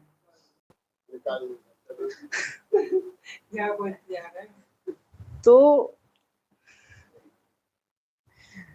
डॉट डॉट डॉट विराम। बच्चियां पूछती हैं इसका इतना कुछ भी नहीं है। तुम पुकारती हो हम पतितों को पावन बनाओ। बाप कहते हैं काम महाशत्रु है। ऐसे नहीं कहा जाता क्रोध शत्रु है। माताओं में इतना नहीं होता, पुरुष बहुत लड़ाई करते हैं। जाएंगे कहाँ। मुक्ति जीवन मुक्ति की हट्टी तो एक ही है। पता है वास्तव में शक्ति किसको कहते हैं, है ना, पावर किसको कहा जाता है। शक्तिशाली, जैसे कृष्ण का एग्जाम्पल देखो, पावर इतनी है कि अभी चाहें तो दुर्योधन, भीष्म और सबको हरा के पांडवों को 1 सेकंड में राज्य दे दें, खुद ना भी आए, केवल नारायणी सेना से भी बोल देना कि जाओ काम तमाम, वो कर देगी। इतनी कैपेबल आर्मी है और स्वयं इतने समर्थ हैं कि बिना किसी आर्मी के बस चक्कर घुमाना है, लेकिन फिर भी क्या कर रहे हैं, रथ चला रहे हैं। ये होती है शक्ति कि जो मेरे पार्ट में ऑलरेडी मैं समर्थ हूं, जैसे पुरुषों का पार्ट है फिजिकली पावरफुल होता है, और वो क्या करते हैं, फिजिकल वायलेंस, कि दैहिक शक्ति है मेरे पास और उसी देह से मैं दूसरों पे तानाशाही करूंगा। तो ये तो कमजोरी हुई। शक्ति उसको कहते हैं कि जो मेरे पार्ट में है नहीं वो करके मैं दिखाऊं। समझा ना इस चीज को, कि जो कभी किया नहीं है, जो अमूमन कोई कर नहीं पाता है, वो मैं करके दिखाऊं, वो होती है शक्ति। जो करना सबसे सहज है वही मैंने कर दिया, तो ये तो मेरी कमजोरी है। कमजोरी है वो मेरी, ना कि मेरी शक्ति। मुश्किल काम जो करके दिखा दे वो पावर होती है। इजीएस्ट काम और तुमने कर दिया, इसमें कैसी वाहवाही। और अगर पुरुषों को अपनी शक्ति दिखानी है तो अपने से जो पावरफुल पुरुष हो उस पे करके दिखावे, तो भी माना जा सकता है शक्तिशाली। लेकिन अपने से वीक पर वो पावर दिखाना दिक्कत है। जो कमजोर होते हैं, ये है अहंकार की विशेषता, कि उसको पता होता है कि उसको किस पे चलानी है और किस पर नहीं चलानी है। ईगो।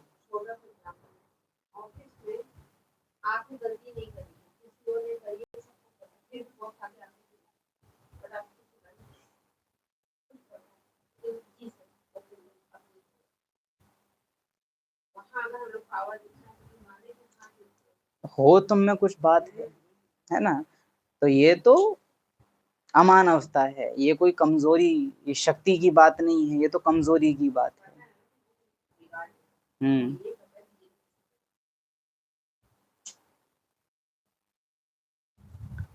माताओं में इतना नहीं होता, पुरुष बहुत लड़ाई करते हैं। जंगे कहाँ, मुक्ति जीवन मुक्ति की हट्टी तो एक ही है। सजाएं खाकर सबको मुक्ति में जाना है। कितना बाबा नॉर्मली की सजाएं खा के सबको मुक्ति में जाना है। मुक्ति वाले सब सजाएं खाएंगे। यह है कयामत का समय। ये डेंजरस शब्द है, वो तो हम सुनते सुनते हैबिचुअल हो गए, लेकिन कयामत बड़ी चीज होती है। एक के बाद एक के बाद एक, और सब चीजें लगातार होने लग जाएं, उसको कहते हैं कयामत का समय। सब वापस जाएंगे। यह है साजन की बारात। कैसे बारात जाएगी वह भी साक्षात्कार। कयामत के समय का सामना आप कैसे कर सकते हो, अटूट याद। क्योंकि उस समय एक एक सेकंड में इतने सीन बदल रहे होंगे कि बात नहीं पूछो। विनाश किसको कहेंगे, कि अब ये चल रहा है, अब ये चल रहा है, अब ये चल रहा है, एक के बाद एक सीन आ रहा है, एक साथ ही बहुत सारे सीन आ रहे हैं। इधर देखो तो पानी, इधर देखो तो मारकाट, इधर देखो तो आग, चारों दिशाओं में अलग अलग चीजें चल रही हैं। फिर संबंध अलग आग लगा रहे हैं, कोई जमीन लूट, इतना कियोस होगा लास्ट टाइम में कि हम लोग अंदाजा नहीं। हम हमारी बुद्धि अगर उस समय चली ना तो बौखला जाओगे, पागल हो जाएंगे, हम समझ नहीं पाएंगे कि क्या हो रहा है।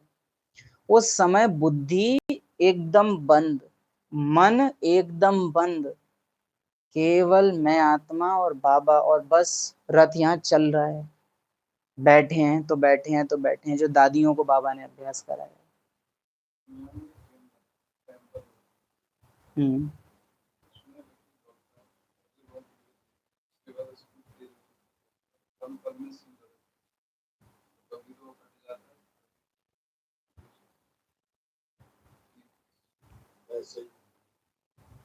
और सी क्या है विनाश काल का समय, पांचों तत्व और पांचों विकार विकराल रूप में एक साथ वार करेंगे।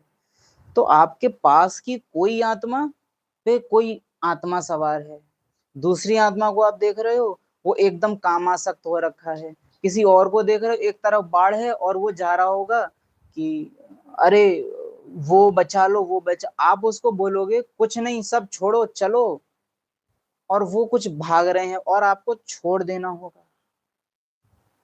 दया करुणा प्रेम ये सब साइड में कयामत का टाइम इस बहुत अलग चीज, बहुत अलग चीज है।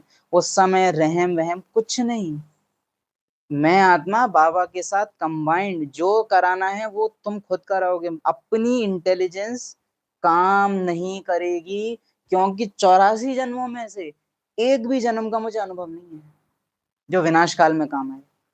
एक अनुभव आप बता दो जो विनाश काल में काम आ जाएगा 84 जन्मों में से, है कोई? कोई ऐसा गुण, कोई ऐसी क्वालिटी? इसलिए उसने आके वो बताया जो 84 जन्मों में कहीं नहीं था। उपराम, साक्षी, न्यारा,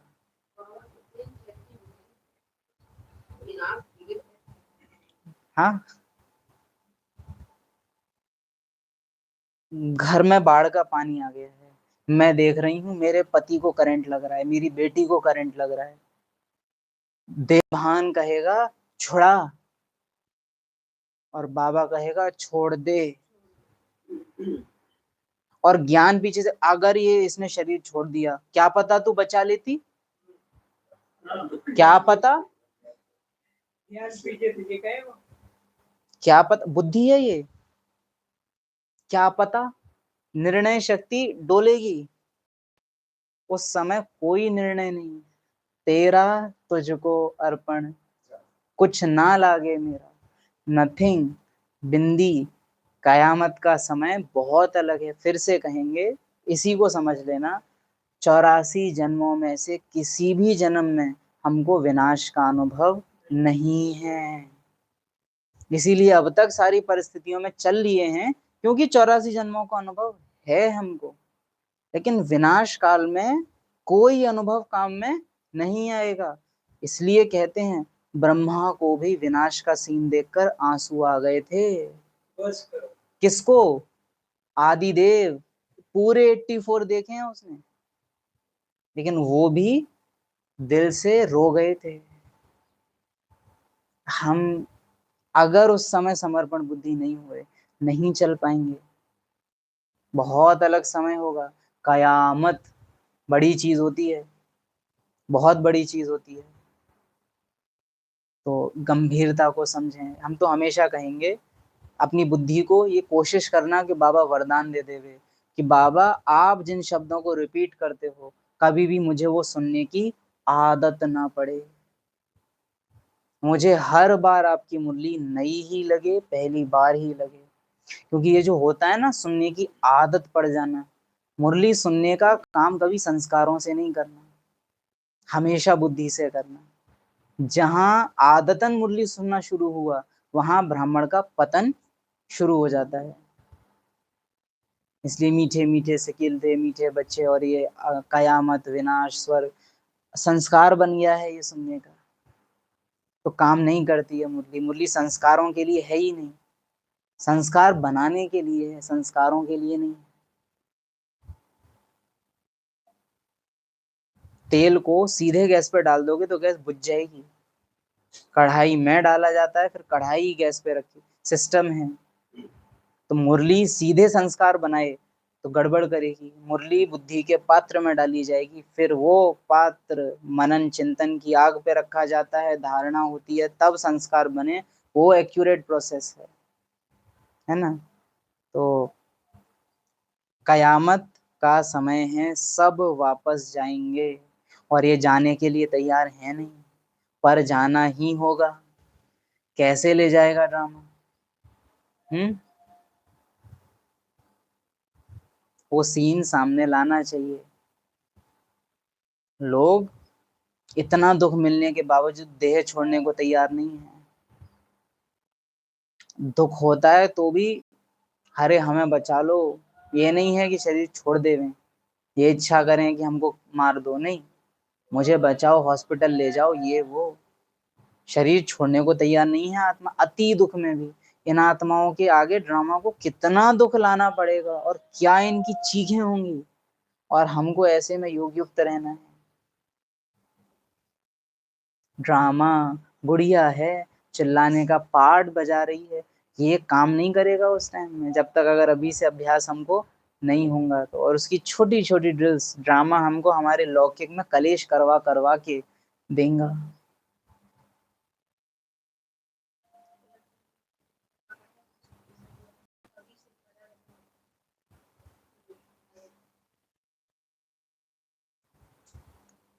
अनुभवी मूर्त। हाँ,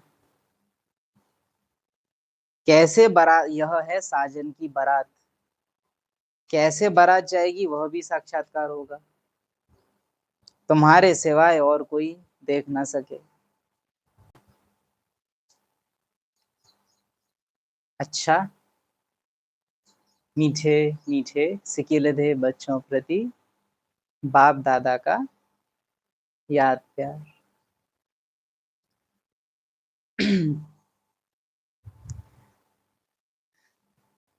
एक्टर्स का पार्ट समझाने वाले, सही एक्टिंग सिखाने वाले, एक्यूरेट पार्टधारी बनाने वाले, कयामत के समय का इशारा देने वाले, मुक्ति जीवन मुक्ति की हट्टी तक पहुंचाने वाले, ऐसे मीठे मीठे बाप दादा को याद प्यार। एक्यूरेट पार्ट का एग्जाम्पल दिखाने वाली मीठी मम्मा को याद प्यार। ओम शांति।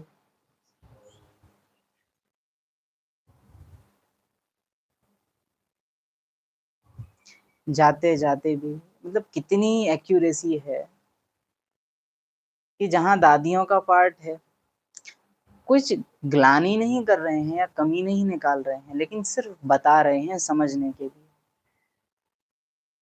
कि दादियों का पार्ट लास्ट में साइलेंट हो जाता है। लेकिन मम्मा जाते जाते भी किसको याद कर रहे हो, बच्चे क्या सोच रहे हो।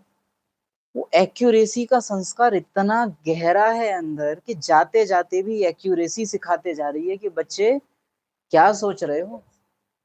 वही शिव बाबा जो करता है ना, ध्यान कहाँ है, वही सेम संस्कार है मम्मा में कि क्या सोच रहे हो। कि मम्मा मैं तो आप, ना मैं साथ रहूंगी ना बाबा साथ रहेंगे, मेरे साथ रहेंगे ना, खैर वो अलग बात है। ना मैं हमेशा साथ रहूंगी ना ब्रह्मा हमेशा साथ रहेंगे, कौन साथ रहेंगे, शिव बाबा। सब आधार निकलने हैं। कितना अंदर तक बसा हुआ है वो कि जाते जाते भी शायद अंतिम शिक्षा मम्मा की जो मुख से मम्मा ने दी हो, वो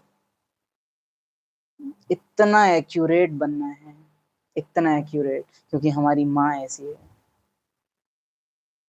हम्म।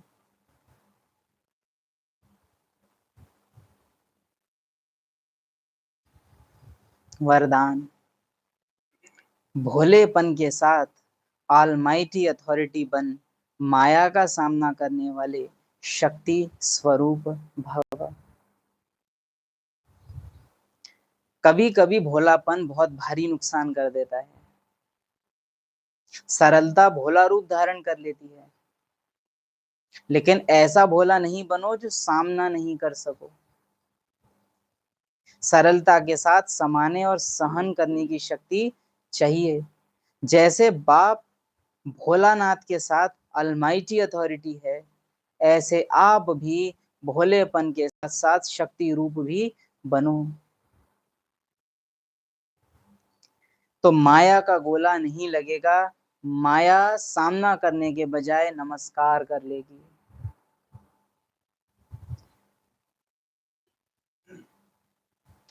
लौकिक संतान है, पुत्र पुत्रियां हैं, नाती नातिन हैं, कुछ भी हैं, कलेश करने वाले होते हैं आजकल, प्रॉब्लमेटिक होते हैं। हमारे पास अब शक्ति ही नहीं बची है, हम अज्ञानतावश पहले ही प्रॉपर्टी वगैरह सब उनको हैंड ओवर कर चुके हैं, तो अलग बात है। लेकिन अगर अभी आपके हाथ में पावर बची है और वो आपको ज्ञान में चलने में ही विघ्न डालते हैं, परेशान करते हैं, यहाँ हमको सहन शक्ति चाहिए या शक्ति स्वरूप चाहिए?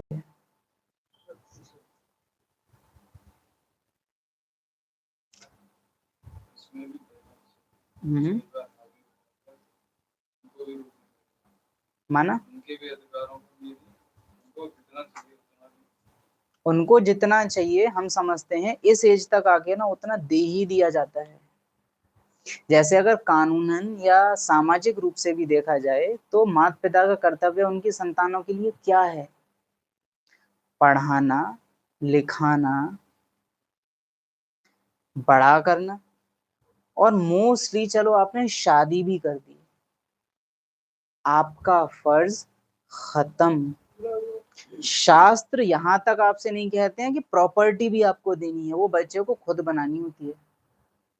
लेकिन चलो आपने वो भी दे दी, तो भी इतना मत करो कि पूरा मकान दे दो। ये नहीं है कि हम लोग चालाकी सिखा रहे हैं, ये कायदा है कि आप अपना एकदम जीरो मत कर लो। अपने हाथ में अथॉरिटी रखनी ही चाहिए आज के समय में। यहाँ हम कई बार बन जाते हैं बहुत क्षमा, अरे सह लो, अरे प्यार से चलो। ये क्षमा नहीं होती है, ये पीछे पीछे होता है मोह यहाँ, या होती है लोक लाज की मर्यादा कि लोग क्या कहेंगे, मैं तो अलग कर दूं, समाज क्या कहेगा, कि अरे बूढ़े हो के कहते हैं ना लोग, कहाँ ले जाओगे, इन्हीं के नाम तो होना है, कर दो ना, कर दो ना। आप ये सोच के देखिए, समाज के काम की अब आप नहीं रहे हो, वही लोग रहे हैं, तो वो तो सपोर्ट करेंगे ही ना कि उनको जाए, उनका फायदा है। कुछ कह रहे थे? हम्म हम्म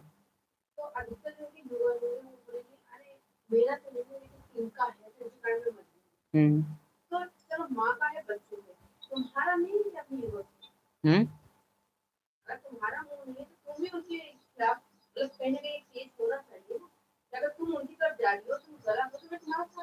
हम्म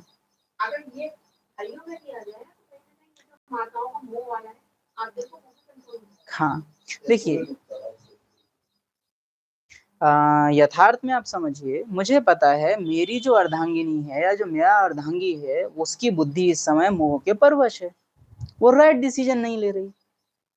आपकी युगल ने घर बनाया है या आपके युगल ने घर बनाया है, लेकिन अगर आप माँ हो तो उस मकान को घर आपने बनाया, और यदि आप पुरुष हो तो आपने वो मकान बनाया, आपकी प्रॉपर्टी है उसमें, और अगर उसका मिसयूज हुआ तो हिसाब आपका बनेगा। आप ये नहीं कह सकोगे उस समय। ज्ञान इस मामले में एकदम निर्दयी होता है, एकदम निर्दयी होता है। हम ब्राह्मण हैं, हम जितना कर सकते थे कहीं गुना ज्यादा कर चुके, और बहुत क्लियरली कहते हैं, बहुत क्लियरली, नाती पोते पालना आप लोगों का फर्ज नहीं है, न ज्ञान अलाउ करता है, न शास्त्र अलाउ करते हैं, ये समाज की मत है, चाहे कोई भी सुन रहा हो। और हम जानते हैं यहाँ सुनने वाले भी कई मोह में हैं इस चीज में, ये हम जान के कह रहे हैं। यस, अगर दूध लाने का पार्ट, आप दूध पीते हो और आपका वो दूध लाने का जो टाइम है वो आपके मुरली क्लास के टाइम के आगे पीछे नहीं पड़ता है, तो आप भले एक बार को ला सकते हो, आप सेवाएं कर सकते हो उन लोग की, अगर वो आपके ज्ञान में डिस्टरबेंस नहीं करती है तो। अगर करती है तो या तो टाइम चेंज कराओ या मना कर दो, मना कर दो। परिवार है ना, बंधन थोड़े ना है।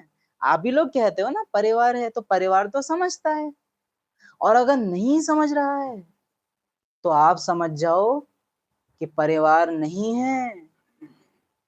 और ये तोड़ने की नहीं, बहुत लॉजिकल बात है, बहुत लॉजिकल। दोनों तरफ से होता है, कोई भी संबंध हो। तो इन बंधनों से हे ब्राह्मणों, भोलानाथ लेकिन भालानाथ दोनों साथ बनो, वरना हम अपनी इतने कर्म बंधन बना लेंगे जो बात नहीं पूछो, अंतिम समय बुद्धि खींचेगी वहां।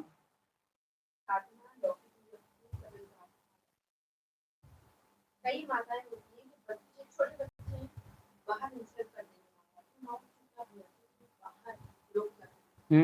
और हम हमेशा कहते हैं अगर बच्चे ने बाहर इंसर्ट किए, बच्चे को बाहर ही पनिश करो। यस, उसने सबके सामने हमारे बारे में नहीं सोचा है, अरे वो नहीं उसको इंसर्ट करने का दिमाग, तो उसने वहां इंसर्ट किया, उसको वही समझा दो तुमने क्या किया, तो उसको सबके सामने ही पनिश करो, अगली बार वो भी करेंगे। इवन बच्चे एक बार बड़े हो गए हैं और वो हाथ से बाहर निकले हैं, कहीं ना कहीं दोष बचपन में हमारी ही बढ़त रही होती है, कहीं ना कहीं। और हमने बहुत प्रैक्टिकल में ये पार्ट देखा हुआ है कि एक राक्षस बड़ा कर दिया, और लास्ट में जाके उस आत्मा ने शरीर छोड़ने से पहले पहले ये चीज रियलाइज करके बोली कि मैंने ये क्या कर दिया, मैंने ये क्या। और उस आत्मा ने तड़पते हुए शरीर छोड़ा, श्राप दे के गई थी वो आत्मा, ज्ञानी ब्राह्मण आत्मा, कि तुझ में कीड़े पड़ेंगे इतना। क्योंकि जब विरोध करना था तब किया नहीं। प्रकृति अगर पौधों को पानी देती है ना, तो प्रकृति पौधों पे तूफान भी लाती है। हम पानी देने वाले तो बनते हैं, लेकिन तूफान लाने वाले नहीं बन पाते। मम्मा द बेस्ट मदर। मैं गौरी भी हूँ, द आइडियल मदर, मैं काली भी हूँ। इस चीज में ब्रह्मा को भी फॉलो नहीं करना है, मम्मा एक्यूरेट है यहाँ। बैलेंस होना चाहिए, क्योंकि संबंध बराबर है, और इसमें कई ब्राह्मण आत्माएं फेल होंगी लास्ट में। बच्चों को बिगाड़ने में माताओं का बहुत बड़ा सहयोग। यस, और वो बिगाड़ने देते हैं, उसमें भाइयों का मोह होता है कि वो अपनी युगल का विरोध नहीं कर पाते, क्योंकि उनका उनसे अटैचमेंट रहता है। आप जो अपने हिस्से में कर सकते हो उसको बचाओ अपनी खातिर।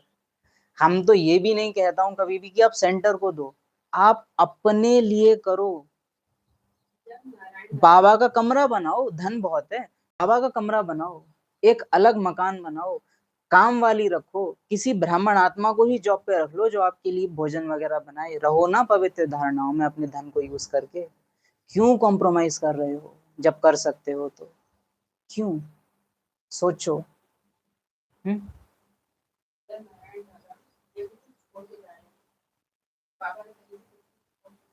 यस,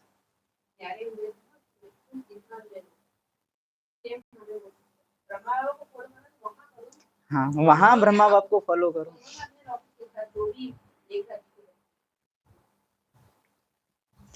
तो इस चीज में हमको समझ रखनी होगी बहुत ज्यादा, क्योंकि इस चीज में हम ये सहन शक्ति और अरे सब सह लो, अरे हम ऐसा नहीं, ये माया है, मीठी माया है ये। धारदार बनो, तेज बनो, यहाँ मम्मा जैसे बनो। यहाँ दुख दो, यहाँ तो दुख दो, वो दुख नहीं है, अंततो गत्वा वो सुख है।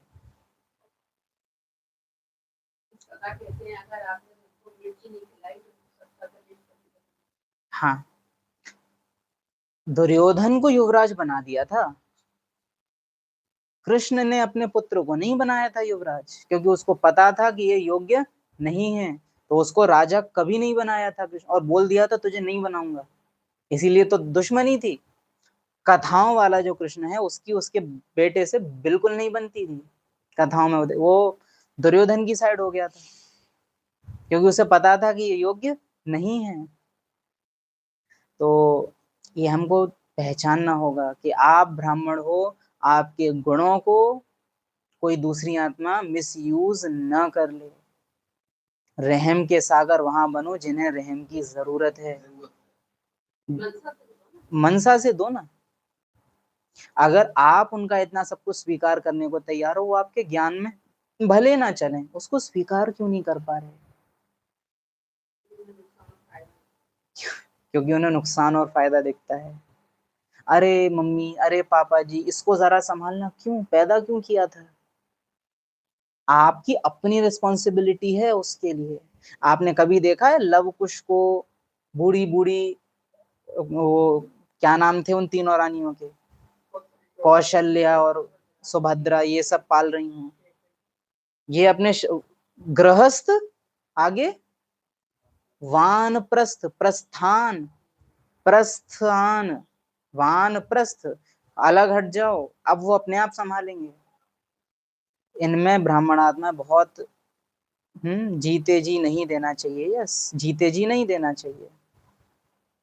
और शरीर छोड़ने के उपरांत भी ब्राह्मण आत्माएं, यज्ञ में होता है विल सर्टिफिकेट, पता नहीं कुछ तो बोलते हैं, अव्यक्त बाप दादा और उन सबका काफी रहा है इस चीज में, कि आफ्टर मेरे इतना परसेंट ब्रह्मा कुमारी इसको जाएगा, या इतना मैंने इनको दे दिया, अब ये प्रॉपर्टी, ये मकान ब्रह्मा कुमारी इसको जाएगा, पहले से ही विल साइन कर जाते हैं।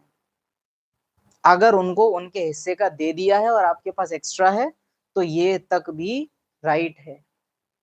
मकान ही एक है, फिर बाय डिफॉल्ट उनको देना पड़ेगा।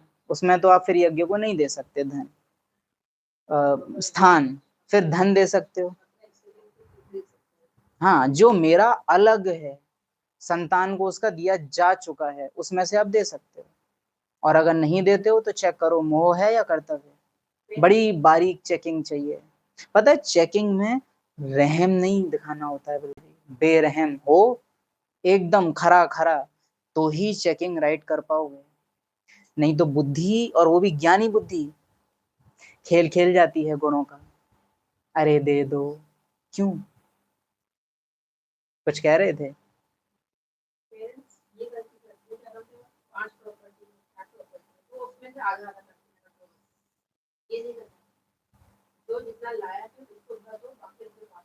यस, हमने नैतिक शिक्षा में भी कैसी कहानियां सुनी है बचपन से। एक नैतिक शिक्षा हमको चौथी पांचवी की कहानी याद है कि एक बहुत अमीर सेठ था, उसकी 4 बहुएं थी। उसने एक बड़ा प्रोग्राम किया, चारों को 4-4 दाने चावल के दिए। एक बहू ने उसको जाके उगा दिया और उसके एक के कई सारे कर दिए। उसको धन सौंप दिया उसने।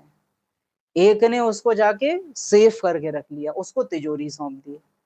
एक ने उसको पका के खा लिया, उसको किचन सौंप दी। एक ने उसको घुमा दिया, उसको कुछ नहीं दिया। ऐसे करके कहानियां हम लोगों ने पढ़ी हैं बचपन में। ये क्यों पढ़ाई गई हैं हम लोग को ड्रामा अनुसार भी? सीखा कुछ नहीं है हमने, वो बात अलग है। ज्ञान से पारस बुद्धि काम करती है, राइट। और पारस बुद्धि रहम दिल बिल्कुल भी नहीं होती इस रीति से। वो रहम करती है आत्मा पे, न कि पार्ट पे। हाँ, और कल्याणकारी बुद्धि विनाश भी कर सकती है तो पालना भी कर सकती है। कल्याणकारी विच मीन स्थापना, पालना, विनाश, उसमें तीनों काम करेंगे। हाँ, देखना आना चाहिए कि सामने जो है वो पुत्र नहीं, पुत्र भेष में रावण है। वो देखना आना चाहिए हमको। जीते जिया मर के भी नहीं देना चाहिए। तो पारस बुद्धि हो तो देखो, स्थापना पालना तो करना जानते हो, क्या विनाश कर पाते हो? क्योंकि विनाश के सब्जेक्ट में ब्राह्मण कच्चे होते हैं। और विनाश नहीं कर पा रहे हो तो रहम दिल नहीं हो, मोहग्रस्त हो। जैसे अर्जुन युद्ध नहीं लड़ पा रहा है, क्यों? मोहग्रस्त है, मोहग्रस्त है। नष्टो मोहा स्मृति लब्धा। और ये मोह ही कयामत के समय में कयामत ला देगा। तो अटेंशन प्लीज।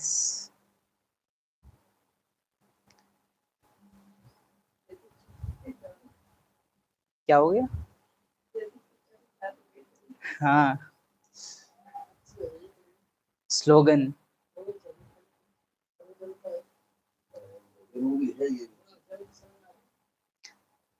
हर शिवरात्रि को लाल पीले रंग का झंडा फूल बांध के सेंटर पर फहराओ तो प्रत्यक्षता का झंडा लहरा जाएगा। नहीं।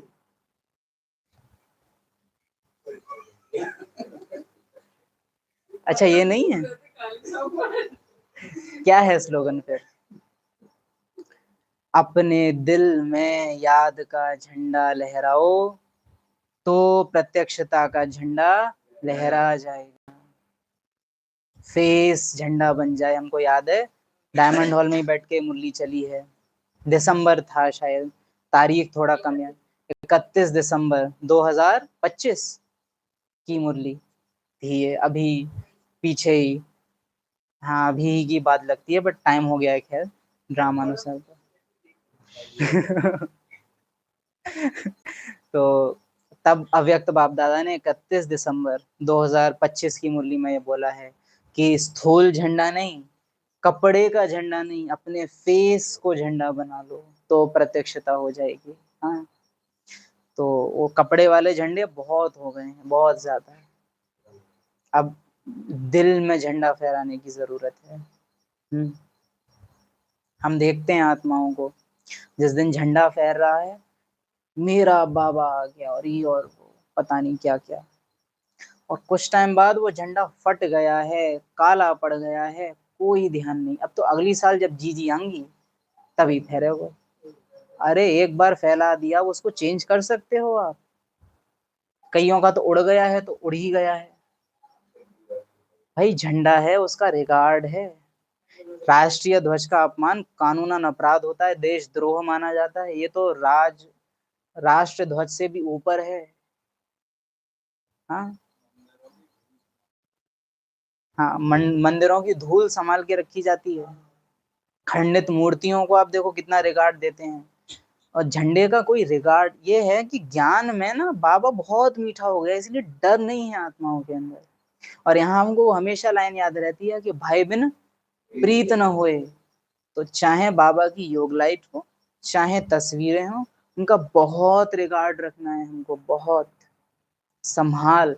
इसलिए नहीं संभाल सकते हो तो बहुत मत लगाओ, जितने लगाओ उनकी फिर रिगार्ड, उन पे डस्ट ना जमे, और ये सब हमको आना चाहिए करना। भक्ति में कितनी मूर्तियां हमने नहलाई होंगी, अभी कपड़ा तो मार लो कम से कम। योग लाइट खराब है तो खराब है, तो लगी है तो लगी है। अभी बल्ब खराब हो जाए या पंखा खराब हो जाए तो बिजली वाले को बुला लोगे?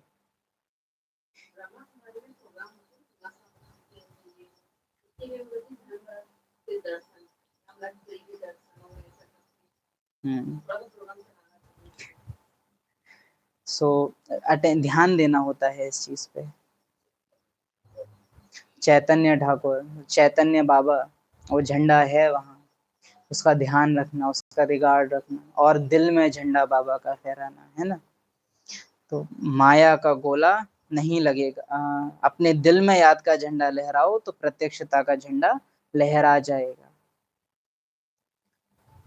अव्यक्त इशारे अपने आप पढ़ लेना।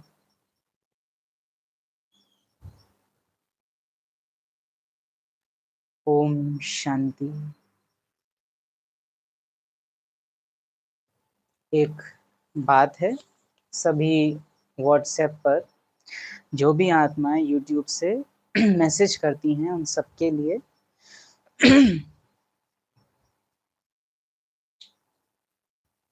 कि एक ग्रुप बनाया है यथार्थ नाते। क्या है?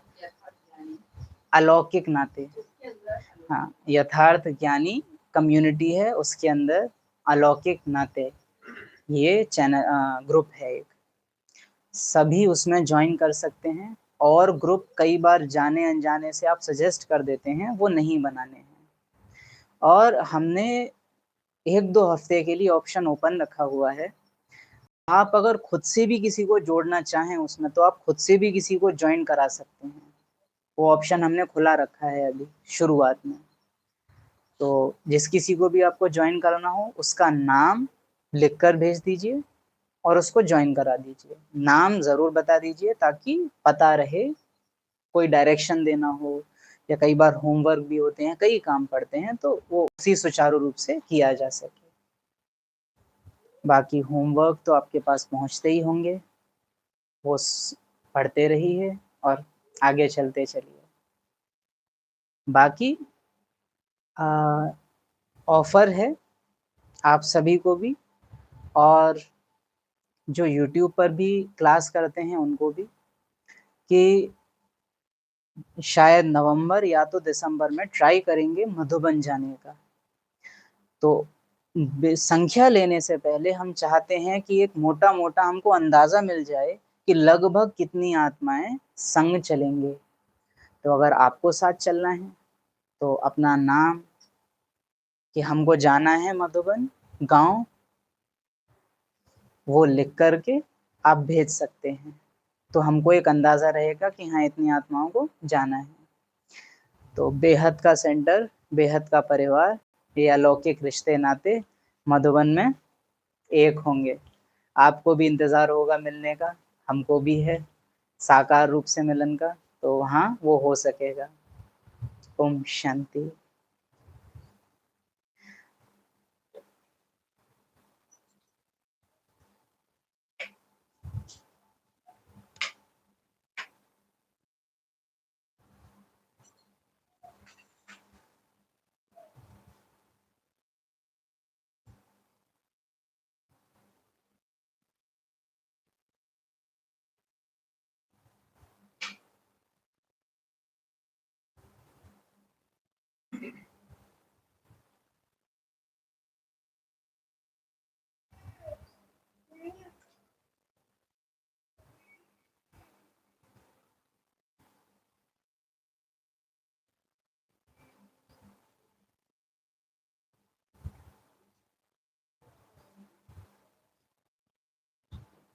किसके लिए रुका है, किसके लिए रुकेगा, करना है जो भी कर ले, ये वक्त जा रहा है, ये वक्त जा रहा है। किसके लिए रुका है, किसके लिए रुकेगा, करना है जो भी कर ले, ये वक्त जा रहा है, ये वक्त जा रहा है। किसके लिए रुका है।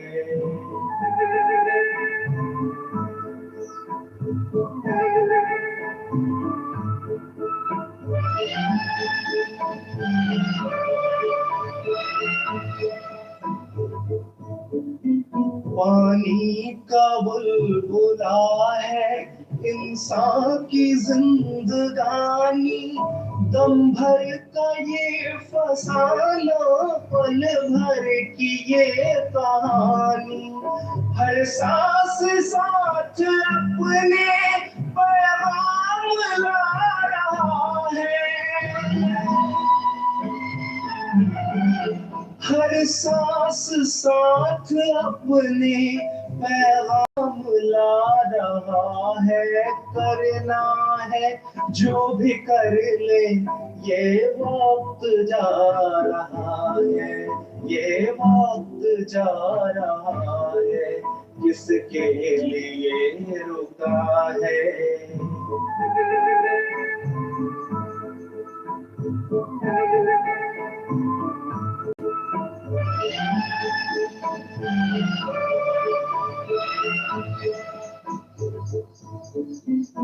दुनिया बुरा कहे तो इल्जाम ये उठा ले, खुद मिट के भी किसी की तू जिंदगी बचा ले।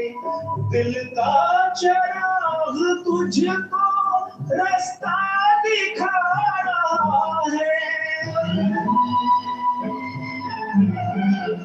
दिल का चिराग तुझको रास्ता दिखा रहा है, करना है जो भी कर ले, ये वक्त जा रहा है, ये वक्त जा रहा है, किसके लिए रुका है।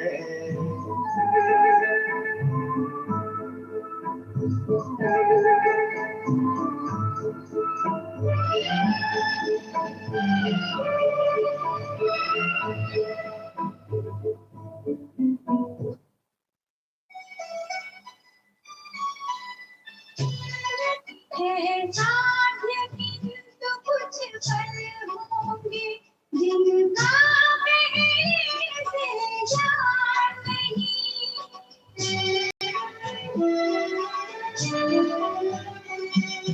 जीवन के इस संग्रामन में विजयी बनना आसान नहीं है साथ, किंतु कुछ पल होंगे जिनका पहले से जान नहीं।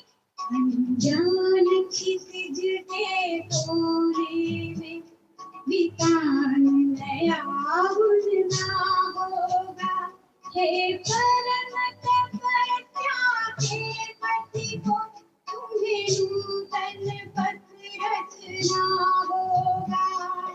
वक्त है तुम लंबी मंजिल, तुम्हें तेज कदम चलना होगा।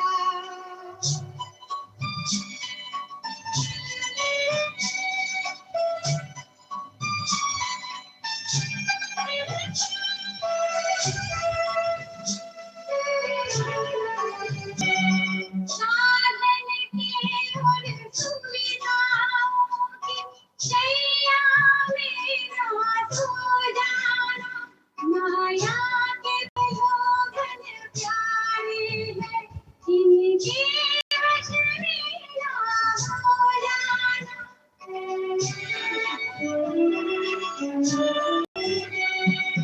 साधन के और सुविधाओं की शैया में ना सो जाना, माया के प्रलोभन प्यारे हैं, इनके वश में ना हो जाना।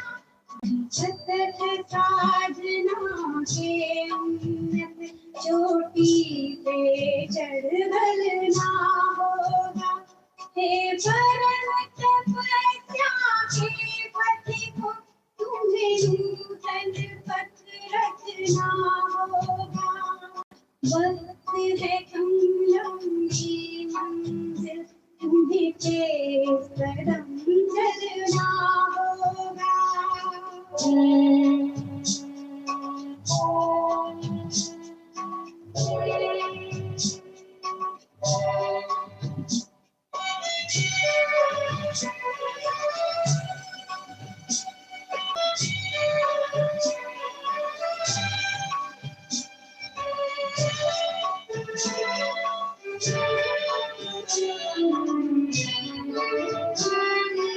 आनंद की अनमोल घड़ी, घोड़ी के भावन बिक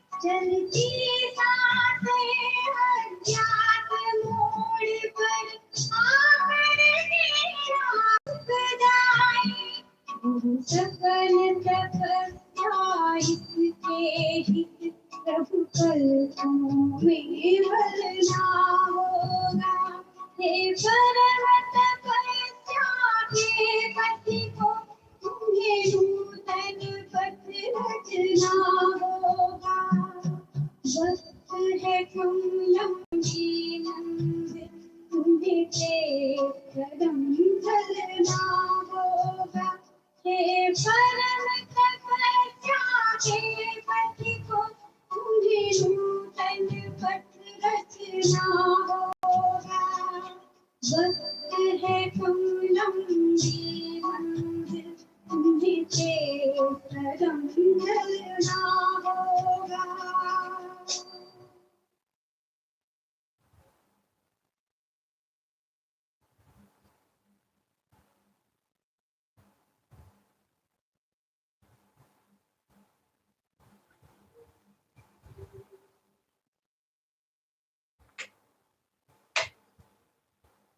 ओम शांति।